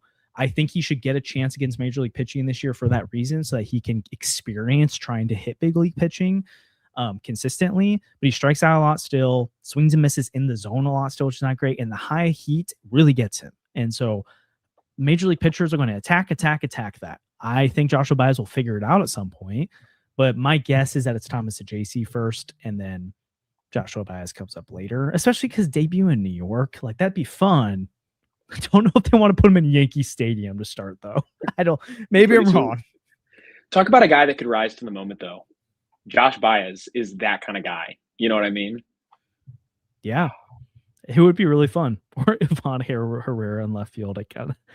Okay, do you guys think they find one more partner here and get one more done? I really, really, really hope they're able to push like a Ryan Stanek or a Justin Brule out at the buzzer. I mean, Ryan Stanek has to be just like Heim's sitting there and he's going to accept the first offer or the best offer when the deadline comes. I mean, we're 4 minutes out, but like these deals always happen. Like we'll probably be live till like 5:15, 5:20. Yeah. Right. Like that's how these things usually go. Yeah. Normally. I mean, remember waiting for Dylan Carlson? If anyone was in that stream waiting with us, and then finally it was like Sean Armstrong. Yeah. that was sucked. So funny. That was brutal. Oh man, this is crazy. I can't wait to see what this return is. Why does it feel like with the Cardinals, we always have to wait forever for whatever return it is? They're so tight-lipped. They do a good job.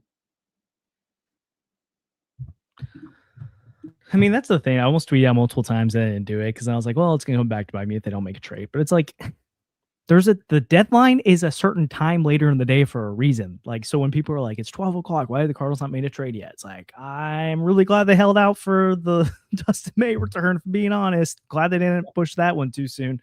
We'll see what the Lars Nootbaar one is, though. I would not be shocked if we think less of the Lars Nootbaar trade than the Dustin May trade at this point. Yeah. I mean, I wouldn't be shocked, but I do think they will get something that they like back. I think so, too. I don't think they made the move without it, but it's just the return was so insane for Dustin May and JoJo that, like, I don't know how they top it. But I would love to, and I think I'll do this later. I'll probably sit down and look at what some of the other starters on the market got. I'd be shocked if these other deals were worth. And like when I really get to like map it all out and see, I'd be shocked if I don't feel that the Cardinals made out like bandits from this. It's pretty nuts. Can't believe this.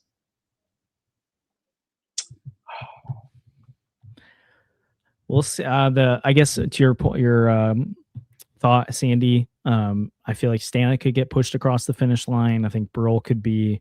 I really, really, really doubt Riley O'Brien. With how hard it seems like Pedro Paez. Major Pedro Paez, but I haven't heard anything on that. But you just keep hearing over and over again San Diego is trying to get Newbar or Larnick. So does San Diego pull off something for Burleson? Imagine Ethan Salas. Welcome home. Welcome home. Welcome home. The Cardinals, in fact, the Cardinals don't trade away a catcher. In fact, they acquire another one.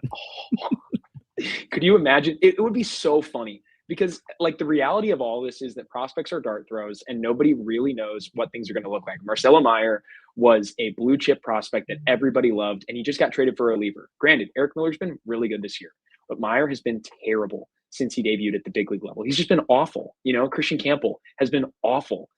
Boston's going through it with two of those guys right now. So the reality of the situation is a premier position like catcher or shortstop or center field or starting pitcher. You can never have too much depth. You can never have too many high upside prospects. And if the Cardinals went out and like got a catcher like that, it'd be very exciting. Also, when you're not contending, you're always thinking about adding total value to your system anyway. And it would free the Cardinals up to move somebody this offseason if they wanted to. So I would not be complaining, but it would be really funny to see some people melt down. We already have catchers. Yeah. If you're watching, if you're new to the channel, we'd love if you subscribe. Again, we're going to have a ton of content in the next few days about the prospects and the Jojo Romero trade, Dustin May trade, and the Large Newbar trade. So you can check that out with Kareem, Tyler, and Aiden on this channel too. And then we go live twice a week over here, at least on the YouTube channel, plus all the other audio platforms that you can find us. So subscribe, helps us out a ton. Like this stream, it's free to do. You can hype it too. It really helps the channel out. It helps it get out to more people, and it just helps the work we do. And then again, if you want to have Cardinal conversations all the time, you can become a member by clicking join on the Discord, or join on the YouTube membership. You get invited to a private Discord. We talk Cardinals baseball all the time. We have so many members in the stream right now talking to them. We've had like 5 people join the membership today too. We've got like 70 people in the Discord now. It's super fun. Always talking Cardinal baseball, so really appreciate you guys joining on that. Apparently, Casey Mize just went to the Padres, so they just stacked up on more pitching. So we're still waiting to get that done so that they could get the Burleson deal done at the last second. I don't know what they'd have left to deal, but Ethan Salas. Is AJ Preller just know he's getting fired after this year because he's just like unloading an already unloaded farm system? AJ Preller though has also been able to like spawn random young international talents. The Padres scouting department must be really good because they always have like 3 or 4 studs in, the Arizona Complex League or whatever and Single A. And then they just trade them away all the time to patch things together at the big league level. But I don't know. The deadline is passed, but it's important to note that trades do happen like right before. Teams file paperwork right before, and then they break afterwards. So was it a few years ago that what year was it that Yu Darvish got traded after the deadline when everyone's like, oh, he's staying? So big blockbusters can happen afterwards still. Yeah, I don't remember what deadline that was, but it was to the Dodgers. I want to say it was like 2019. Oh no, he pitched in the World Series against the Astros. So it would have been 2017. Kirby to the Pirates. That's kind of fun. Wait, George Kirby? It can't be. No, Kirby Yates. Kirby Yates. I was like, there's no way, right? But Kirby Yates makes way more sense. Oh my gosh, we're almost up to 800 in the stream. If we can get up to 800, that'd be sick. That'd be really cool. Did Seattle end up getting a bat? It's crazy. I don't think they did. Or at least not a premier bat. I thought they traded for someone. They traded did they trade Luis Castillo? I saw that they were looking to move him. Yeah. Didn't they trade him to the White Sox? I think so. Oh, they got Taylor Ward. Can you, Kareem, Sandy, do you want to tell people about the two prospects they acquired in the Milwaukee Brewers trade if they haven't heard already? Yeah, absolutely. For anybody that's jumped in since we got to talk about this a little bit ago, they acquired two very intriguing prospects from the Milwaukee Brewers. Prospect evaluation from other systems is really, really difficult. So, I haven't watched these guys play yet this year very much, only when they've played Cardinals affiliates and I've happened to be tuning in. So take what I say with a grain of salt and understand that you can also go out and look at your own evaluators and stuff like that. So MLB Pipeline, I meant to say this earlier actually. MLB Pipeline hasn't updated in a while, and they're probably going to do a mid-August update where they'll start to fold in deadline stuff and draftees. So on MLB Pipeline, these guys rank 11th and 13th in Milwaukee's system, but that's probably not accurate. I think they both probably rank better than that. And according to a lot of independent evaluators, whether you're looking at a Thomas Nestico, who's got really great stuff over on Twitter, or Ross Jensen, that's a page I found myself looking at kind of often. I really like what he does. Some of those guys who, granted, might be more aggressive than an outlet like Fangraphs or MLB Pipeline, they like to plant their flags early on young guys. And Ross Jensen has been really, really aggressive on Alexander Frias in particular. He had him ranked 36th in his update for his top 100 that he released today. Fangraphs has also been very aggressive and had him ranked 42nd. That's Alexander Frias. He's 18. He's currently playing at low A, and he tore the cover off the ball in the Florida Complex League earlier this year before his promotion. He's very, very intriguing. As for Ragsdale, Ross Jensen also had him on his top 100. He ranked 100th overall, and Thomas Nestico had him 91st. I believe those are the only two top 100 lists I've seen him on so far. And again, these guys tend to be a little more aggressive, but I do think he is, at the very least, a fringe top 100 prospect right now. He's a guy that has not been known for his power and has done a complete 180 this year. I saw someone earlier today describe it as he is on a rocket ship right now. He is shooting upwards all over these lists, and he's definitely a name to watch. He's been absolutely killing it. He's 22, playing for the Brewers AA affiliate and is one dotting there. He's already hit 19 homers this year, which is blowing his previous career highs out of the water. And it's a guy who, again, very, very toolsy player, elite speed, already viewed as like a potential very serviceable major leaguer if he can hit. And this year he seems to be showing that, oh boy, he can hit. The power has manifested and it's crazy. So if the power tool is what it's shown to be this year, this is a top 100 prospect as well, and one of the better players in the Cardinals system now. Yeah, it's really intriguing too. I can't remember if you mentioned this, but okay, so it sounds like here's the return. Well, I don't know. Okay, this is from someone in Arizona radio. Is that they gave up Daniel Egan and Ruben Santana and a player to be named later. Now, Egan is their 5th ranked prospect on Pipeline. So I don't know if this is for sure the deal or not, so take it with a grain of salt, but we may have finally got it. So as we're waiting for a little bit more confirmation on that, I can't remember if you mentioned this or not, but MLB or Baseball America has talked about how Frias will be added to the MLB top 100 prospects when they update that here soon. And then Josiah Ragsdale just made their hot sheet, and like you just said, so many other outlets have talked about how both Frias and Ragsdale are rising prospects, super exciting prospects. Both of them, depending who you ask, either of them could be, or both of them could be top 100 prospects. And so to get that for a rental arm and Dustin May and a rental arm and Jojo Romero is pretty crazy. I did not have that on my bingo card. I didn't think the Cardinals would come anywhere near that kind of value for one of those guys. You told me they just got one of them, I'd be like, this is awesome. The fact they got both of them, pretty insane. And so it doesn't mean they're going to turn into anything, but you just continue to stack a farm system with young talent, gives you more shots to be right. And you got to trust this player development group. Like it's another shot in that direction to say, we believe that we can develop these kind of talents. So if it is Egan, I'm intrigued. He struggled so far at the AA level, but at high A was outstanding. I mean, this is pretty interesting. Last year at high A, 97 and 2/3 innings, 132 strikeouts in 97 innings. For his minor league career, a 2.99 ERA in 117 innings.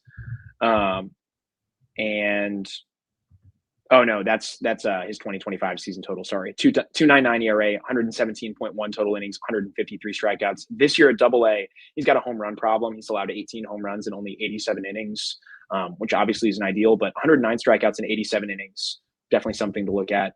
Got a couple of pitches that grade out as plus already, so it's worth something for sure.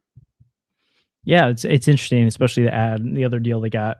Obviously, they got 2 outfielders out of that, so to add another arm to the system, probably not a bad idea at all. And then if it is, well, it's Ruben Santana, not Sandro. So I don't think Ruben Santana's in the Diamondbacks top 30, and it seems like a player to be named later. So that I don't know what that would be either. Like you said, 23-year-old with a nasty curveball plus slider or above average slider and fastball. Definitely like to see that, especially if fastball in the mid 90s. Seems like he strikes out a decent amount of guys too. Yeah. So, what is it? 109 strikeouts and 87 and a third innings for AA this year. ERA 4.95. So yeah, it's nothing to like get super excited about. Yeah. Yeah. So if you do, but also expressing that. I mean, I need to look more at the environment he's been pitching in, but I know like at least in the Texas League, homers are way up. So that's true. I don't know anything about the ballpark he's pitching in, so take that with a grain of salt. He could be at the most pitcher friendly environment in the league, but something to think on. We'll have to see kind of I believe, I mean, because like I believe this is probably the return, but we'll have to see if I would like it's nice when a couple other people confirm it too, because then you're like, okay, because sometimes people get the names wrong. So if you go to Baseball America, Daniel Egan is their 13th ranked prospect for the Diamondbacks. Very similar outlook though. He's 35 grade prospect for them, but curveball's good. They're a little lower on his fastball. I think he could be a back of the rotation starter. I'm already kind of like, I'm not against this return. I think it could be pretty good. I don't necessarily think it was like a home run return so far, the looks of it. I don't think it was, I just on the surface, it doesn't look like something where I'm annoyed they made the deal. But it's definitely not like the Dustin May JoJo where I was like doing a backflip on it. And also too, there's a little bit, like you said, that we talked about before, there's risk of holding on to Nootbaar because the potential of a lockout, if he keeps not performing, like does his value just keep going down? So as long as they feel like they got quality value here, I'm fine with that, making that move. Yeah. Yeah. I mean, if there is a lockout, anything you get for Nootbaar is a huge plus. So it's very possible that there's a lockout next year, and we're pretty happy in the long run getting a guy who's got a chance to be a starter at the back end of a rotation. Yeah, so that's interesting value. I think it's still possible that 1 or 2 more trades around the league breaks, but it's getting kind of late. So, yeah, so I'm gonna be pretty upset if they keep Ryan Stanek.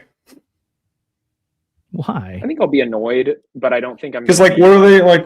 I would take anything for him. Like, give me cash. I don't know. Like, okay, I don't think cash is necessarily worth it, but like, what are you gonna do? You're not contending this year at this point. If you trade Nootbaar, then you're definitely not making the playoffs. I mean, you still give yourself like, I'm not saying the Cardinals are going to make the playoffs, but this NL wildcard race is so weird and so crowded, and so many teams have played poorly. Other teams also sold, which is going to shake things up, right? Like the Nationals, who I think had a legitimate chance, have truly sold by trading Foster Griffin and Luis Garcia. So I think it's very possible that the Cardinals get lucky, win 6 games in a row, and find themselves positioned to contend with 2 weeks left in September. So I don't know. I think some of these comments that I'm seeing that say nobody wants Stanek, I don't know if that's totally true, because Stanek has pitched really, really well over the last like month and change. He's been great. So I've been low on him a lot this season. I've complained a lot. And I think the walk problem really, really does bother me. But Stanek generates a ton of strikeouts and has pitched very effectively.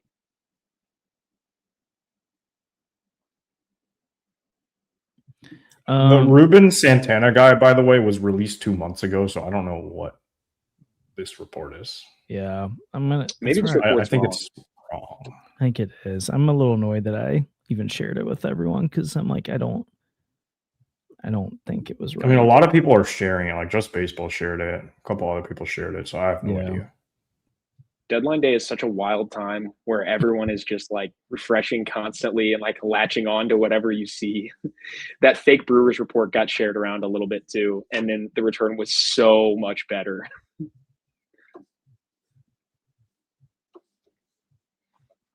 Well, Yeah, we'll keep looking can't wait for to the return when it actually comes through.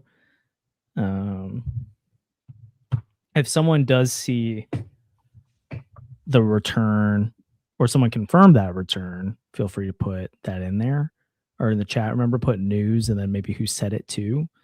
I know there's already been some people. Do we get Joshua Baez tomorrow? I'm guessing no. I'm guessing later this month. One, you're debuting at Yankee Stadium. Not quite sure that's what they want for him. Two, the Thomas Sajacy probably can fill that role for a little bit, and he's been playing well lately. But the most important thing is I think they would rather let him debut later so you keep the team the rookie eligibility for next year. It's team control, which doesn't really get mad. The team control part isn't a factor anymore. It's just rookie status. And he does have real holes in his swing. He has real holes in his game right now. And so I think the Cardinals are probably going to not want to put him in a tough spot. And so I definitely think the Cardinals will call him up at some point this year, probably the next 2-3 weeks, but I don't think it's going to be tomorrow. But it'd be really fun. I'm not gonna complain if we get to see him. Yeah. You guys think Baez comes up? I don't know. I really do think they want to get the extra year of service time, especially in light of a potential work stoppage. Well, you already have the extra year of service time. It's rookie eligibility. Oh, you're right. I don't know why I just mixed that up. No, you're good. I think that they might want the rookie eligibility too. And I think that does matter because Josh Baez, as we've talked about before, is the high variance type of player that definitely could hit 35 or 40 home runs as a rookie and capture rookie of the year honors. So I don't know. I'm a little stuck on it, but they don't have to wait that much longer. And if they're not contending, they might as well wait. That's kind of my take on it. Yeah, we'll have to keep looking for the trade in the chat or on Twitter, but this John Gambaro report seems to potentially not be correct. So I don't think we have the full real return confirmed yet. I think I would be a little surprised. Oh, Cardinals made another trade. Who? They acquired Stanek. Caleb Ferguson for $250,000 in international pool money from Jeff Bassett. Hey, that's like half of Rainiel Rodriguez. They replaced JoJo. Well, good for them. Oh. Guys, we're buyers. We're buyers. It'd be really, really funny if Ferguson pitched better than JoJo down the stretch. That's so random. Oh my gosh. We're talking about like, did they trade Ryan Stanek or not? Should they have? And it's like, Heim's like, watch me. I'm going to trade for Caleb Ferguson. I mean, I'll take it. It's a warm body in the pen, and it's a fresh face. The Cardinals need fresh faces. You just got to like do whatever at this point. That's kind of fun. I kind of like that. I'm kind of like, why though? It's a fresh body. And I do think that there's still like a 5% chance the Cardinals get lucky and are the third wildcard team. And if that's the case, if that's like still a possibility and it only costs you a little bit of international pool money, might as well. I guess. But they've been so good in the international market lately that I'm like, why would you take away from that? Yeah, but 250 is so little still. You know, that's not something. Isn't that like what Rainiel signed for? No, he got like 400. Like 400? So like he half wasn't of one of it. the top names in the class, though. I know, but I'm just saying, like, you can take a shot on some of those guys. I'm not trying to be like a huge hater. I'm just like, I'm kind of just like, why? Like, I'm confused. But I kind of like it. I think if the Cardinals still have a 5% chance to get lucky and make something happen, and adding another body to the bullpen is like the thing that lets that happen, that's fine with me. If it doesn't cost you anything, I would have been really annoyed if they were parting with like a back end guy in their top 30 or something like that. Also, it is confirmed the Cardinals are not making any more moves. So they're not trading Burleson, Stanek, or Pedro Pages. Katie Wu just tweeted the return for Lars, by the way, it sounds like. So Katie says the Cardinals got. Oh, hold up. Did she? Oh, here we go. Daniel Egan, Sando Santana. So maybe he just got the name wrong on Santana, it sounds like. Okay. Yeah. Santana's ranked as their 26th prospect right now on Pipeline. He's got a really good slider. Graded And I out as a set. believe Baseball America has Sando in their top 30, I thought. I thought I saw him. He might not be. He's a relief prospect. Oh, look at this. Listen to this. Before his promotion this year in 30 2/3 innings at high A, he's only 21 too. 49 strikeouts in 30 2/3 innings, 2.93 ERA. After his promotion to Amarillo, so he's teammates with Daniel Egan, 0.57 ERA in 15 2/3 innings with 21 strikeouts. That's a potential fast riser in your bullpen with a 70 grade slider. That's fun. He's also got a really like dynamite slider, it looks like. Yeah, 70 grade. Fastball. Can they maybe get up the fastball a little bit more? But yeah, 21-year-old left-handed relief prospect. That's fun. That's fine with me. Yeah. And yeah, he doesn't turn 22 until next year, so still a guy that's pretty young for his level. Also, I know this is crazy and it probably isn't something that they'd consider, but with this new development group, I just never know if the Cardinals are going to be like, that's an interesting arm with cool traits. Let's start this guy and see what happens. Mm-hmm. I just would never put anything past them at this point, especially knowing that they're going to start Cal Randall. I would never put anything past the Cardinals. Well, probably going to start Cal Randall, but I think they will. I thought I heard that they were leaning that direction at least. I think it's something in consideration. That's what they're probably going to do. But that they've talked about like that they're going to just set him up for the best role possible. Yeah. So, I mean, that's something. I mean, yeah. So, yeah. So this has been really fun. Cardinals again trade Lars Nootbaar to the Arizona Diamondbacks. They traded Dustin May and Jojo Romero to the Milwaukee Brewers. And then they acquired Caleb Ferguson, a left-handed reliever. Who saw that coming? Not me. So fun deadline. Initial quick grades. Andrew, how would you grade this deadline for the Cardinals? I think I would give it a B plus. I would give it an A if they traded Ryan Stanek, but I feel pretty strongly that they should have done that. Just because, like, what? Like they weren't gonna do anything, right? Like I don't think it's also like, but downgrading to a B plus because they didn't trade Stanek when you're probably not getting. Well, and maybe I think they should have like traded Pajes.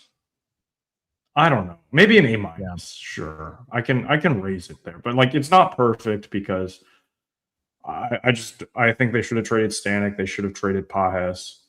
I don't know if there's really anything else I can say. Like Lars Nootbaar, I feel like the return maybe should have been a little bit better, but I'm not really like. Again, like I'm not going to judge a trade, especially when, Chaim Bloom has done nothing but make good moves since coming here. So I just think that maybe, you go out there and you just take the best offer you have for Ryan Stanek.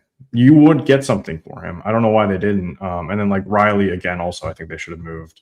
Pajes, I think they should have moved. Pajes, I guess you might not actually get anything for him. So that's fair. But I think Stanek and O'Brien definitely should have.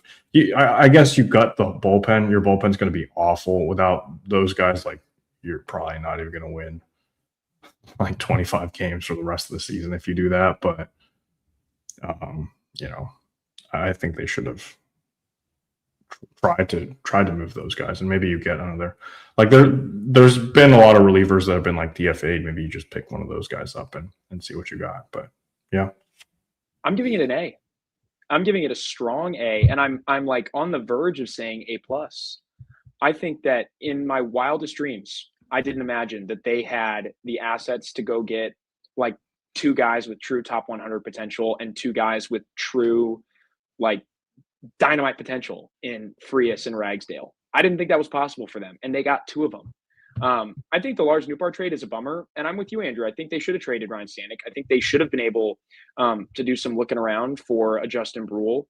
But as Josh has said many times, we have no idea what discussions go on in those rooms, and We have no idea what the interest is.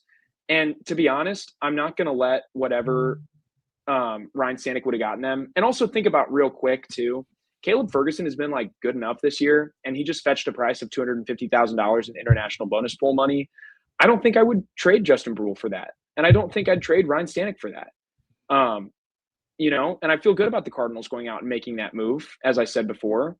So, I think I'm not going to let something that I really, really do think is a very, very minor problem discourage from the fact that the Cardinals, if I had charted out total value coming back from this trade deadline, I would have thought there's no way they could bring that much in without parting with Herrera or Burleson. And they held both of those guys and Palante, right? They held all of their like legitimate long-term control, super valuable assets, still brought in incredible high-end talent potentially. I think this is like a 99th percentile outcome, even if those little things didn't happen, because I don't think that those guys were names that I thought they could have possibly brought in the first place. And so I don't think that Ryan Stanek is going to have me down. Yeah, it's an A for me too, because like you said, I don't know what the Stanek market was. I don't know what the Pies market was. You don't have to move either those guys. Stanek has been really good other than basically April. And so I don't think he's worth literally nothing. And so if the Cardinals, and especially too, like the Cardinals really like him. And so if they think they could bring him back next year on a really good deal, then maybe holding him helps with that. Also, you can help with some of their young pitchers. So I don't want to ding them for that when honestly, the more I'm thinking about it, I'm like, that Brewers trade is probably the two pieces I'd think in a Alec Burleson trade. They got that for Dustin May. Maybe I'm undervaluing Alec Burleson. So it's like, it's just such a heist on the first one. Seems like a B minus deal for Lars Newbar, but the first deal is A+++. And then Ferguson's, I don't know, whatever. That it's an A to me. That's where I'm at. Like if you'd asked me before the deadline to chart out outcomes, that would have been 110 percentile outcome. You know what I mean? Yeah. So feel good about the deadline for the Cardinals here. We'll obviously be back. Someone's saying the Cardinals turned down a top 100 prospect for Pajes. That would be insane. And that would move their deal down or their grade down. We'll be, if you're the first time being on the channel, we really appreciate the support. Like and subscribe helps us out a ton. Again, you can join our membership program by clicking join and become a member of our channel. And then you can join our private Discord. A lot of members in the chat already today. And a lot of people joined today, which is super fun. We'll be breaking down this trade, whether it's on our podcast with Birds on the Farm or these trades with Birds on the Farm, other content that we do as well. It's been really fun. And then obviously we'll be following the Cardinals the rest of the season and going into the offseason for them building toward the future. And this feels like a monumental day, step in the right direction. Chat, let us know. Spam grades in there before we go too. What would you grade? I'm seeing A's, all D, a lot of A's, A-, A+. I guess I'll be in here. So love to hear your grade before you leave as well. Thanks to 314 Sports Cards and Collectibles as always for being the presenting sponsor of Dealing Cards Podcast. Thanks for FanDuel as well. Any other thoughts you guys want to add in before we leave? I'm excited. I think this was a more successful good trade deadline. Probably more moves in this deadline than like deadline stream than the last like 2 or 3 combined, right? Yeah, good stuff. Maybe one more thing to think about. Yeah, one thing to think about on the way out. If you go back to other years the Cardinals have sold, I think take a look at 2023. The Cardinals brought in actually more players in this and shipped out more players in this. And I would argue they shipped out probably more talent than this between Jordan Montgomery, who's one of the most sought after arms at that deadline. And the best players they brought in were probably Thomas Sajazi and I don't know, Takoa Roby, who has been hurt and hasn't been playing. So this is pretty impressive stuff to be able to do this. And even if you go look at last year, would you argue the best player they brought in, guys, was Jesus Baez?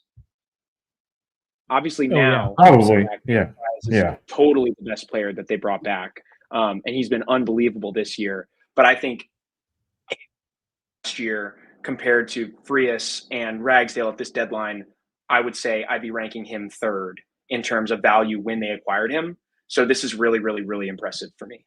For sure, I totally agree. Very exciting deadline.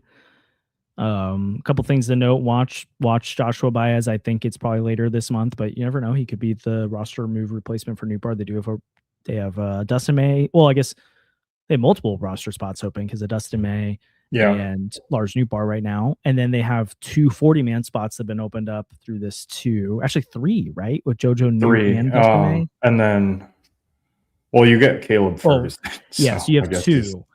So Joshua Baez is already on the 40-man roster. So is Leonardo Bernal, but could like a Cade Winquest get added to the 40-man at some point here soon? We probably go look through some other names as well of guys that could be added to get their own debuts here soon. So keep an eye on all that. Yeah, we really appreciate the support though. It's been a fun stream. Like on the way out really helps out a ton. Subscribe to the podcast. Anything else you guys want to say before we wrap it up? All righty. Good stream, good deadline. I'm cooked, super fun. Didn't know what to expect from today, if I'm being honest, and it's gone about as well as it possibly could have. So that's pretty exciting. Dustin May to the Brewers, JoJo Romero to the Brewers, Lars Newbar to the Diamondbacks, and Caleb Ferguson to the Cardinals. That's super fun. Get creative. Oh, man. Again, like and subscribe, helps channel a ton, and we'll see you guys next time. Thanks, Newt News. Thanks, Heim.